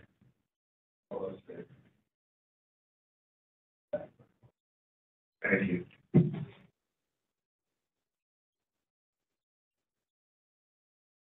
Welcome back, and we will resume the meeting. We are going to move to item H on the agenda, and I will ask our Executive Director Zuniga to. Thank you. This is on. Very briefly, Laura, let's just recognize that member Fenn is around. Thank you. Thank you. This is page 140 of the packet. This is the board member administrative manual that we use to run our operations. So we just said, we need to include it with our sunset report when we submit it to the legislature. So staff have just identified a few changes to the report, which are indicated in the strike through and the underline. I don't think there are any significant changes. So if members don't have any questions, I will say the one that maybe it looks like the most lengthy change is to chapter 3 about the out-of-state travel, but clarifying you can't travel places that are banned by the state of California, and then we deleted the reference to what the specific restriction is and reference the Attorney General's website because they maintain the list of banned states and update it frequently. Yeah, I think we're up to 27 banned states now. It was 9 when they started. So,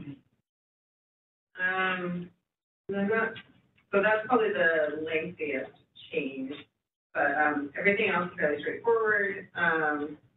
You include references to meeting virtually if possible, and it has the committee policy at the end. There aren't any questions. I would just, if members would like to make a motion to approve the revised administrative manual. So, do we have any questions first? No questions? A question. Yes. Is related to travel, board member travel. So I recall, Laura, that we had some guidance from somewhere, but I did not see in the document, is regarding the distance that we're traveled relates to if you could have a hotel accommodation or not. Yeah. I think that guidance will be very useful, but of course may not belong to this stuff. So that is in, it's not included in here, and that is the DCA policy. DCA has a travel guide, so we could include a link to the DCA travel guide in this manual, so members have that information easily accessible. You know, something like if you travel more than 50 miles from your home, then you're eligible for hotel reimbursement. So if you'd like, we can include that, a link maybe right here. And not necessarily, unless the majority of board members thinks the guidance is included, we can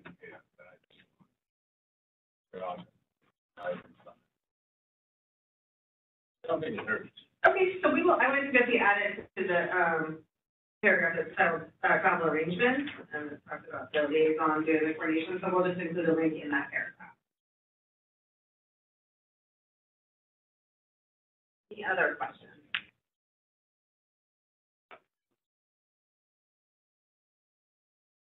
What is your request? So, I do request a motion to approve the report as amended at this meeting. Yeah. Chairman Ian will amend his motion, yeah. Board Member Fang has moved to approve this motion as amended. Is there a second? Second. Second for the McKeon. Secretary Gladstone, will you please? Oh, I'm so sorry. I apologize. Let's move to the moderator to open this up for public comment, please.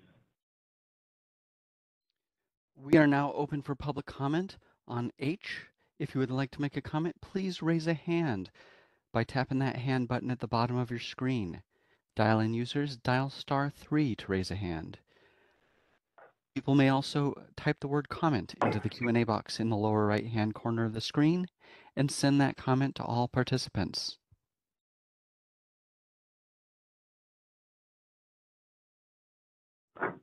Looking around, I do not see any requests for comment at the moment. Do you wish to continue? Yes, thank you. Please take a roll call. Ready? Yes. On that motion, Sunny Ward. Yes. Ian Fang. Yes. Rick Gladstone, yes. Mitra Kanani. Yes. Ron Jones. Yes. Leonard Mnuchin. Yes. Hilda Smile. Yes. That carries. So the next item is item J, which is update on NCARD committee meeting. So I don't know that we have any specific meeting updates, so, we can skip over this item unless anyone has a meeting update they would like. Any updates from any committee members on NCARD board? Can we skip public comment? Okay. We're just skipping the item. Yeah. We're skipping item J. I will stop and welcome Member Fang now, our illustrious and distinguished member. I'm glad you could join us. Thank you for getting here. Very kind. Let's move to item K, and I will again turn it over to Executive Director Zuniga. Thank you. We have 5 list of items. These are all just for an update. We don't need any action on them. The first one is Assembly Bill 342 by Assemblymember Valencia. We talked about this at our last meeting. This is allowing us to collect demographic information on our licensees.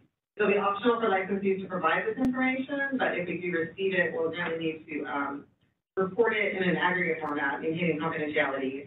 We report it annually and post it on the website. So, the sponsor, which is AIA California, they did take language that we suggested at our last meeting. So this bill is now nearly complete in the process. It's on the assembly for final vote. Any questions?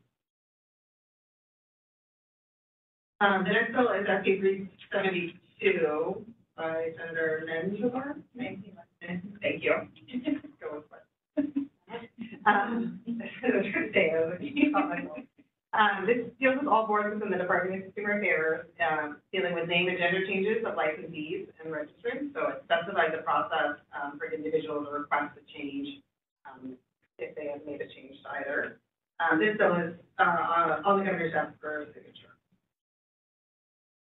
No questions. The next item is SB 544 by Senator Laird. This deals with the Bagley Keene Open Meeting Act. This makes some more permanent changes to the Open Meeting Act so that boards have more flexibility to meet not truly the remote authority that we operated under previously, but does provide more flexibility in the state in the Open Meeting Act. But it does provide that we need to have a location available for members of the public, and then also that I think half the meetings of the year, a majority of the board members would need to attend in person. So there's, I think, been maybe lots of discussion on this item. This one is pending on the Senate floor. regulations. Then the next item is SB 16 by Senator Ross. This contains a lot of changes, but as it pertains to the Landscape Architects Technical Committee, it raises their fees, as we referenced in the LATC discussion, their need of a fee increase. So this bill would make the necessary fee increase for them, taking effect January 1st. And lastly, if there's questions, is SB 887 by the Committee on Business Professions and Economic Development. This bill, as it came to our board, is going to modify the board's regulation on exam score validity. As the board might remember, NCARB changed their roll-in clock policy so that exam scores are now valid for the current version of the exam, which is ARE 5.0, and then the prior version. So the current version and prior version will be valid going forward. So we had the rolling clock policy in our regulations. So this will change California's requirements so that we can follow NCARB's policy and provide the broadened exam validity policy to provide a little bit more opportunity for candidates for their exam scores. So if this goes through, this will take effect January 1st, and then we can fully implement the NCARB policy.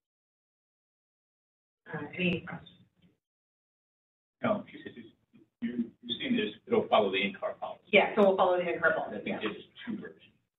So we had, at the last meeting, the board approved regulations so that we could start the regulatory process to modify it to adopt the NCARB, to follow the NCARB policy, but that is going to be slower. So if we can get this changed, if the governor signs it, it'll just take effect.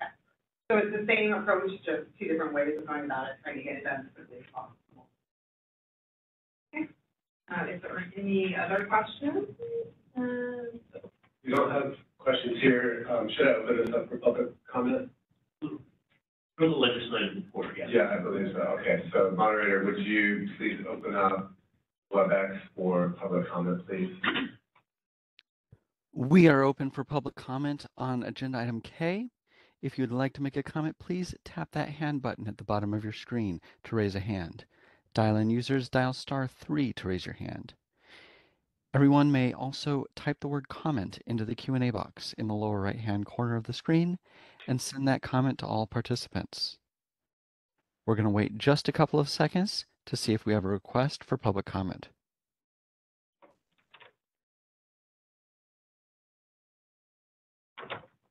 Seeing no request for public comment, do you wish to continue? Yes, please. Thank you. Mr. President, I just noticed that we had a board member leave the room.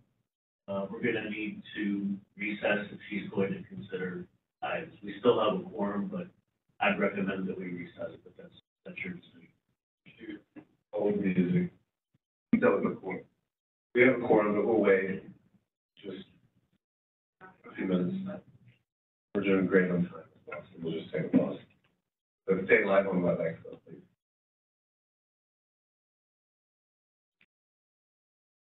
You are.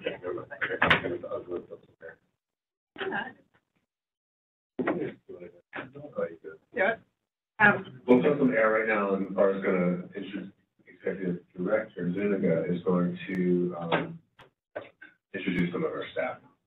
So we have some new staff, and it would have been maybe better to the beginning of the meeting, but it ended up being later in the agenda. I was going to cover it in my executive officer report, but we have Jesse Latkin, who's our new assistant executive officer. Very happy to have Jesse with us. This position's been vacant for some time, so very happy that Jesse is willing to come and on. Kim McDaniel is our LATC program manager, replacing Trish Rodriguez, who retired. Kim previously was with the board as a regulations manager, came back to do the LATC program. Very happy to have Kim. Finally, Tim Rada is our regulations manager, who came back to fill the spot when Tim left. And Tim used to work for the board in the licensing division, and so also very happy to have Tim back. He was most recently at another program, so happy he's here taking on this task. So thank you all for being here today. Welcome, welcome again, welcome back. So thank you. And a big thanks to Drew Liston for organizing cookies and food. We really appreciate it. That's a very important part of the day. I found my calling. Thank you. Thank you very much. And there is chocolate in the back if anyone needs it. Oh, and Michael Canoes, our attorney, here today. And Karen Halbo, our regulatory attorney, was here in spirit, also watching virtually, but everything was smoothly on the radio. Thank you, everybody. It takes a whole village to make a meeting work. And thank you to our moderators. Thank you guys, appreciate it. I'll also just remind everybody, the board members, to sign up for the DEI training if you haven't already done it. Yes. And can I get everybody to do their training, their sexual harassment? Some of you already did it, some might be students, yes. I did it twice because I did the wrong one first, so I am. If you have any questions and you don't have time to call Yvonne, call me and I'll help you also. You know, Yvonne has sent me today some login information. I've had trouble getting on there, but if you have any questions, call Yvonne.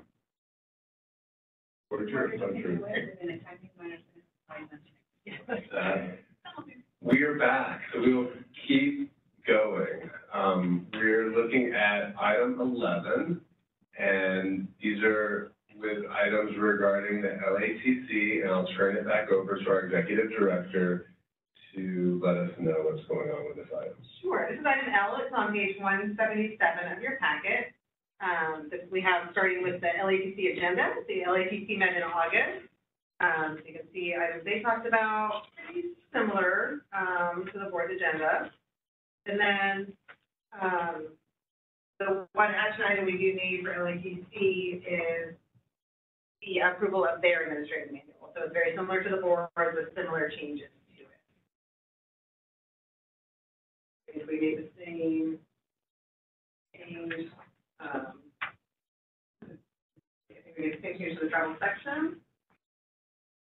You know, there's just worded a little bit differently. But overall, just some minor changes so we can submit the most recent version with the LATC. No one has any questions? We can make this, and we can make the same change to LATC to include reference to the DCA travel policy. That way they have access. Sounds good. Any member questions?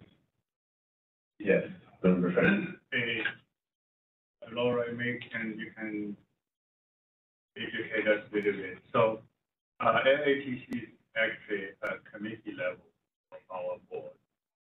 And yes, at each cycle we need to have their independent, separate, sunset review process. Is that common with other boards? That is a good question you're asking. I think the structure at LATC is a little unusual amongst the DCA programs. I'm not sure if there's another one exactly like it, but it is technically, it is a committee under the board, which wouldn't make it that much different from special qualifications or regulatory enforcement committee, but their statute does specify that they have appointed members that are appointed by the governor and the legislature, which is more like a board. So I think as a practice, we've submitted separate reports, and I think the legislature probably expects separate reports, so that could be, something to consider going forward is if we want to maybe further consolidate the reporting or see if we could, combine it just to, it would be a better use of resources maybe if we could submit one report, yeah. So, sorry. And staff follow that, if any regulations prevent us to, so if we are interested in holiday, the tools that is required, not just because we want to use the one report. I think by consolidating them, really keep the two organizations really aligned all wholly. I completely agree. Can we stop and go to council? And if we have any discussion on this, would that interfere with some motions that we took before you got here on our board sunset review? So that's why I'd like to. My understanding, there's no specific requirements in statute. There are the provisions that On either sunset. On either sunset review. There's provisions in both practice acts that would sunset it at a particular date when the year after the sunset review happens. That would be within the discretion of the legislature. And I believe the legislature, I can't speak for them, but they require reports from every different licensing entity. It's a little odd. The other board that was similar in some ways to yours with the relationship between the architects board and the landscape architects technical committee was the osteopathic board used to have naturopathic underneath them as a committee. They have recently become their own board. That's no longer the case there. I can't think of any other. Yeah, the dental board used to have, the committee of dental ancillaries underneath them, and now they're their own board, the dental hygiene board. I think it is more of a practice to see it in reports. It could be something we have discussions with legislative staff. I think at this point, because we're so far in, we didn't change it for this time, practically speaking, but I think it would be a good thing to talk about as we review our reports the next cycle, if we can make some validation. It also may be a holdover from when they were their own separate entity. Yeah. They were, they didn't put it under. It worked. If any future upcoming conversations that we've had about restructuring this board happen, that be after sunset review? Yes, the timing wise, there's no way to make any changes before sunset review is submitted. Well, the sunset report is due in January.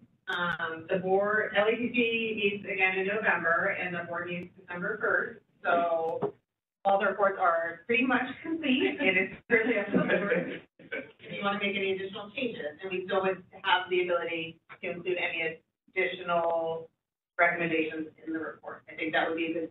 If the board wants to do that, it would be good to have that discussion with LATC or ask them to talk about it as well. There is time to do it. There's a window, and I think there's upcoming committee meetings that will happen after this meeting and executive committee discussions. If you're comfortable with them continuing with separate sunset reviews for this cycle, I think it's a really good point, though, because there's a lot of redundancy in most everything that we're doing.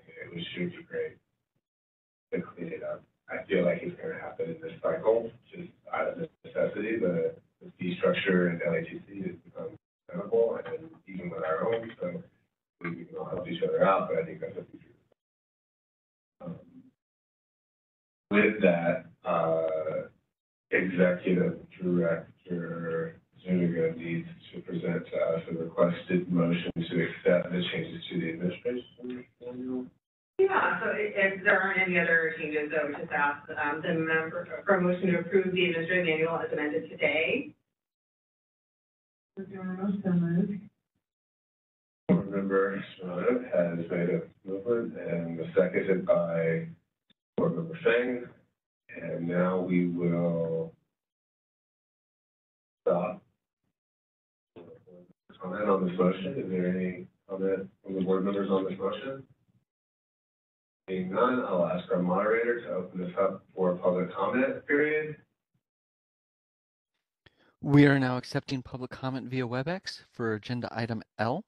If you'd like to make a comment on the motion, please type the word comment into the Q&A box in the lower right-hand corner of the screen and send that comment to all participants. Better yet, tap that hand button at the bottom of the screen. Dial-in users, please dial *3 to raise a hand.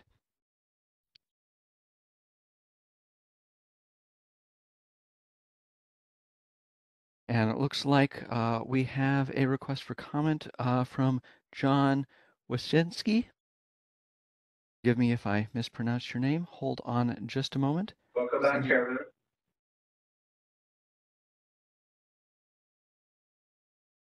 Yes, thank you. John Rachinsky, Chair of the LATC. I just want to state that at our August 11th meeting, we did continue a discussion in regards to the potential for a joint landscape architect board. And after that discussion, had made a decision to table the idea for the present moment, likely sometime after sunset, because we felt that there were a number of issues that just would be difficult to go through and work out all the details on those in the limited time that we have before we would be able to present that to the legislature.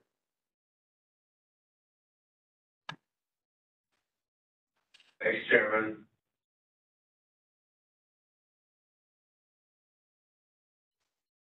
Moderator, do we have any more public comments online? Checking one last time. There are no other requests for comment at the moment. Thank you. I'll send this to Secretary Gladstone for a vote, please. Okay, Sunny Ward, Yes. Ben Feng, Yes. Gladstone, Dietrich Kanani, Yes. John Jones, Yes. Leonard Mnuchin, Yes. and Neela Serrano. Thank you.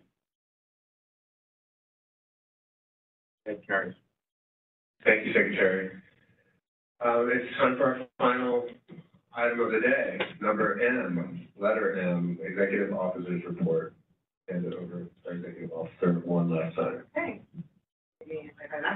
So this is on page 229 of the report. I'll just run through just the highlights. This is our personnel updates. There's lots of changes. That's great. The most recent newsletter edition went out. We already had an update on the budget, so we'll go with that. Business modernization. We are proceeding here. We have a few of our applications available online. Many thanks to our staff, NGCA staff, who's made this possible. Staff are doing quite a bit of work to make this happen. So we're in the, we had the first release. The next release will have the certification experience and our reciprocity applications available online. On outreach information, I'm going to also do some outreach next week with NCARD and San Diego with community colleges. That is a focus for the next year for NCARD. Social media information and regulations, so we already had a regulatory update. So I'm going to for those. So there's more information if there's questions. And then on page 6 of the report, we start with our licensing and exam statistics. So in table A, we have the CFE, and so you can see the first time taker pass rate is good at 84%. And then underneath that, you can see the ARE for California candidates, and then on to the next page, you can see the comparison between California candidates and the national pass rate. We are lower in each category, continue to be so. Although I think it's a little bit better than that. Yeah. There's been some changes in some of those categories. And then we have, after that, we have the landscape architect information. So their safety pass rate first time is very similar to architects. And on to the next page, we have their national exam. They're in 4 divisions. You can see that. And then we have the same comparison for California national candidates. And pretty similar in that the California candidates are low for both programs. Which can, as we discussed previously, can be partly attributed to the fact that California has multiple pathways to licensure, while a lot of jurisdictions do not. So moving on, we have our enforcement information, our most common complaints, which stay pretty consistent here, and then the numbers of our complaints, as well as how long it's taking. And then on to the next page, we have similar information for landscape architects, with their most common violations right below, which is similar to the board, except they don't have continuing education, so they don't have those kind of violations. And then there's a summary of the enforcement actions after that, along with the so with the citations that have been issued since the last report. And then no actions for landscape. Are there any questions? Yeah, Laura, I have one. With regard to the pass rate for the AREs, do we have any documentation that reflects the number of California examining candidates, thank you, that have used the practice exam? Oh. And I see that only the point is that I know the national examination pass rate has gone up since they allowed for the practice exam. And I wanted to know, I'm just curious as to how many candidates in California have taken it. Yeah, that is a very good question. I think at one point I did have data specific to California candidates, but I will see if I can get updated information on how many are accessing it. It's right, it's like a 14%. Is that data collected for anyone? Like if you take the practice exam, is it attached to your certificate application? No, in person collecting the data. collecting the data as how many people are How many you're taking, using the practice exams, and then what's that doing to the overall passage rate? I'm assuming that our pass rate getting closer to the national average is a result, and I'm hopeful for that, but I don't think that the data to suggest that yet, but I'm just gonna hope that that's. And to the extent that is an advocacy effort on the part of the board to get that information in front of candidates as well, to make sure that they know. Right. It's a great service that I will see what kind of data we can get and send it to board members in between meetings. Thank you. Is that permitted? I'm sorry. Board member thing. I think the staff, will be really helpful for next couple of months and a couple of years even. With changes made by NCOG on exams, such as allow for English as second language, test taker, read dictionary, prolong the time, half more hour or something. I really think we'll have particular meanings for the state of California where immigration is our pride. And if we see the trending differently, it will be very significant. Criticize or celebrate whatever the outcome is.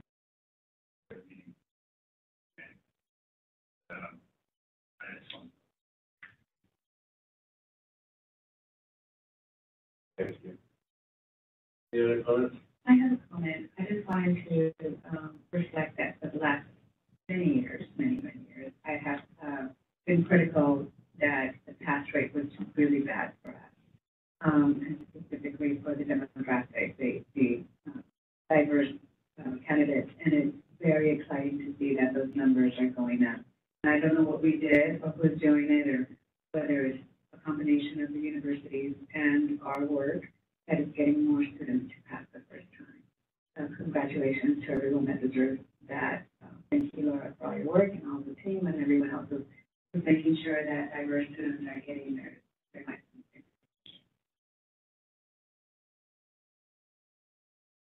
Thank you. One question I have that's connected to this, the translation of all of our manuals to other languages. Where are we with that? You're talking about translation of our exam prep material? All of our information. All of our information. So I know that's in our strategic plan. So at the December meeting, I'll do an update on all the objectives. On that one, I don't remember they're aware of, but I'll make sure that we have an update. I can send an update before the next meeting, but I'll include that in the next packet. But I'll send out an update. Thank you. Is there any way that there's a survey that shows that how many people amongst the candidates have been having English as second language? You mean data like from NCARB or ARE candidates? No, specifically for California. Wow, that's a hole in our data collection. We just went through data collection. That's a really I good don't point. know that we can get that data. I don't know how you would get it. Yeah. It's a voluntary question that could be asked. They have to take the CSE in English, so they don't submit a request for translation, which might allow us to track that. I don't think we can get anything like that, but I'll So here's a question about the CSE based on the DCA's new changes that they were. Do we need to eventually allow for this CSE to be taken in other languages? from what the DCA update was? Yes. I don't think so. I think that's going to be separate from what the exam. Yeah. That's huge. Okay. Yeah.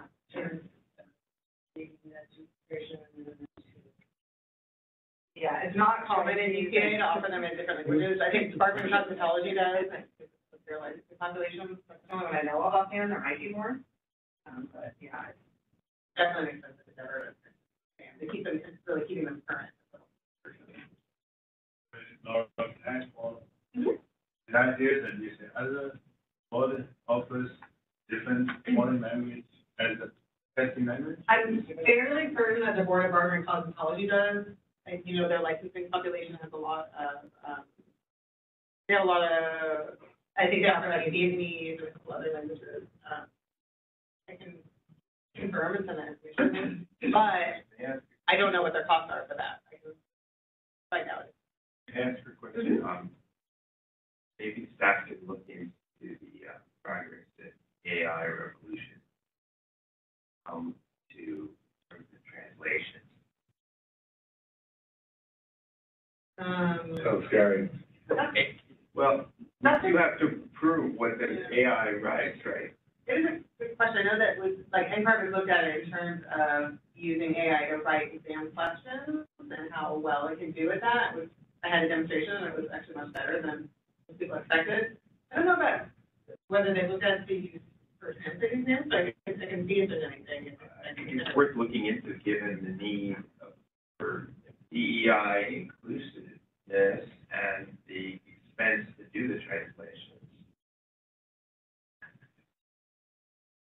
I'd like to caution on using AI and ensuring that we keep people employed. What? Keeping people employed. People employed. You need translators. Like, we're not just Humans. People. Humans overall. I think we're nearing the end of our meeting, and I'll just make a couple of comments. There is no need to accept this report. We finished the other agenda items, and I'd like to just make a couple of comments just tangentially. I think for boards and regulations that can sometimes move at glacial paces, I think we're all lucky that we are seeing these changes in statistics that are happening kind of right before our eyes, and that we all have been able to be on the board to see it happen. It's pretty amazing. I think it is one of the bright spots of the changes that has been happening at NCARB, and the removal of barriers and some of the successes that the DEI committee there has had. And I think that we're following suit both in our board with some of our professional qualifications, for instance, the move to give community college credits the same as 4 to 5 year degree college credits, which is I feel like a huge, small barrier, but it's a barrier, so we're doing everything that we can. And I think also a lot of the questions that we have as board members that have been asked over the few years that I've been on the board, there was simply not the data to respond, and there still isn't, but because of recent changes that pushes from both outside, from the AIA and some of our own prodding, the good news is that in addition to the NCARB data, which is very valuable, we'll have our own California data very soon, and we'll be able to crunch a lot of this information. So I think that's really exciting. And I think we're also about to stumble through a lot of new changes with the sunset review process. So everybody buckle up. It'll be interesting to see what happens in the next year. With that, does anyone have any other final comments? Yes. Question. Because again, my apology being late. The agenda items that various of the bottom of our list are all discussion. I guess you moved them. Took out of order. Okay. We took out of order, yes. We took item N and we moved that forward. And then the other big one that you missed was item F, which was the sunset review. And those were two earlier ones. You know, it's allowed. I asked for quick summary about the regulation of our zero net carbon regulation. With the outcome, among public comments, there's 4 or 5, 3 comments on the They're all adopted. They adopted some, not others. So, President, we're a little off the agenda at the moment. We can go back to that item, but we have to take public comment again and formally return to that item on the agenda. It's been voted upon, and I think it's public record now, so I think one-on-one, you'd be allowed to have a conversation with any of us if it was individually and only with one or our executive director. Any of us would be happy to. We voted, some of these are not, we did not vote all the yes for this. We voted as staff recommended. We voted. We voted. Okay. And approved staff recommendation. Okay. Thank you. With that, we'll conclude our meeting. I have a couple more items on the agenda. I presume we're not going to do closed session because we don't have any items. And then there's item P, review of future board meeting dates. Oh, we're not gonna have any. I'm so sorry, I forgot that. We should talk about this because as of right now, it's scheduled for virtual meeting because it may be our last, and the date is. It's December 1st. We're hoping we can be virtual pending authority from the legislature, so if that's the case, we'll be virtual. It could be changing, so, and Southern California, we need Southern California. Yes. We'll get it. San Diego would be beautiful. Yeah. It's in person, yes. It's not that. Virtual and also Southern California. If we're allowed to do it virtually, because it could be our last virtual meeting, we will have it virtually. If the legislation does not pass, we'll be holding it in Southern California.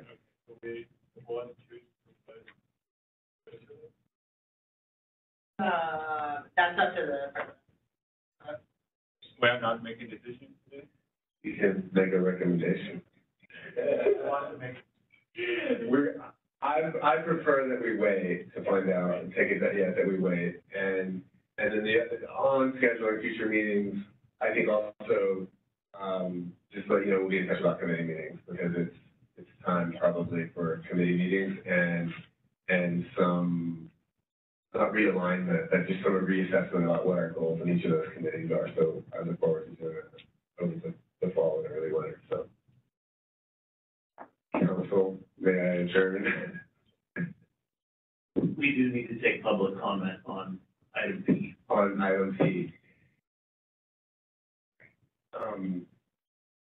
Moderator, WebEx moderator, will you please open this up for public comment?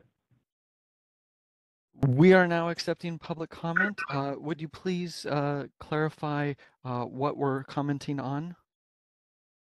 On our non-comment.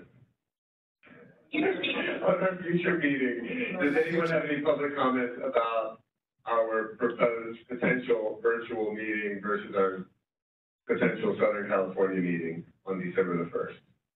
Perfect. If anyone online would like to make a comment, please raise a hand by tapping that hand button. Dial-in users dial *3 to raise a hand.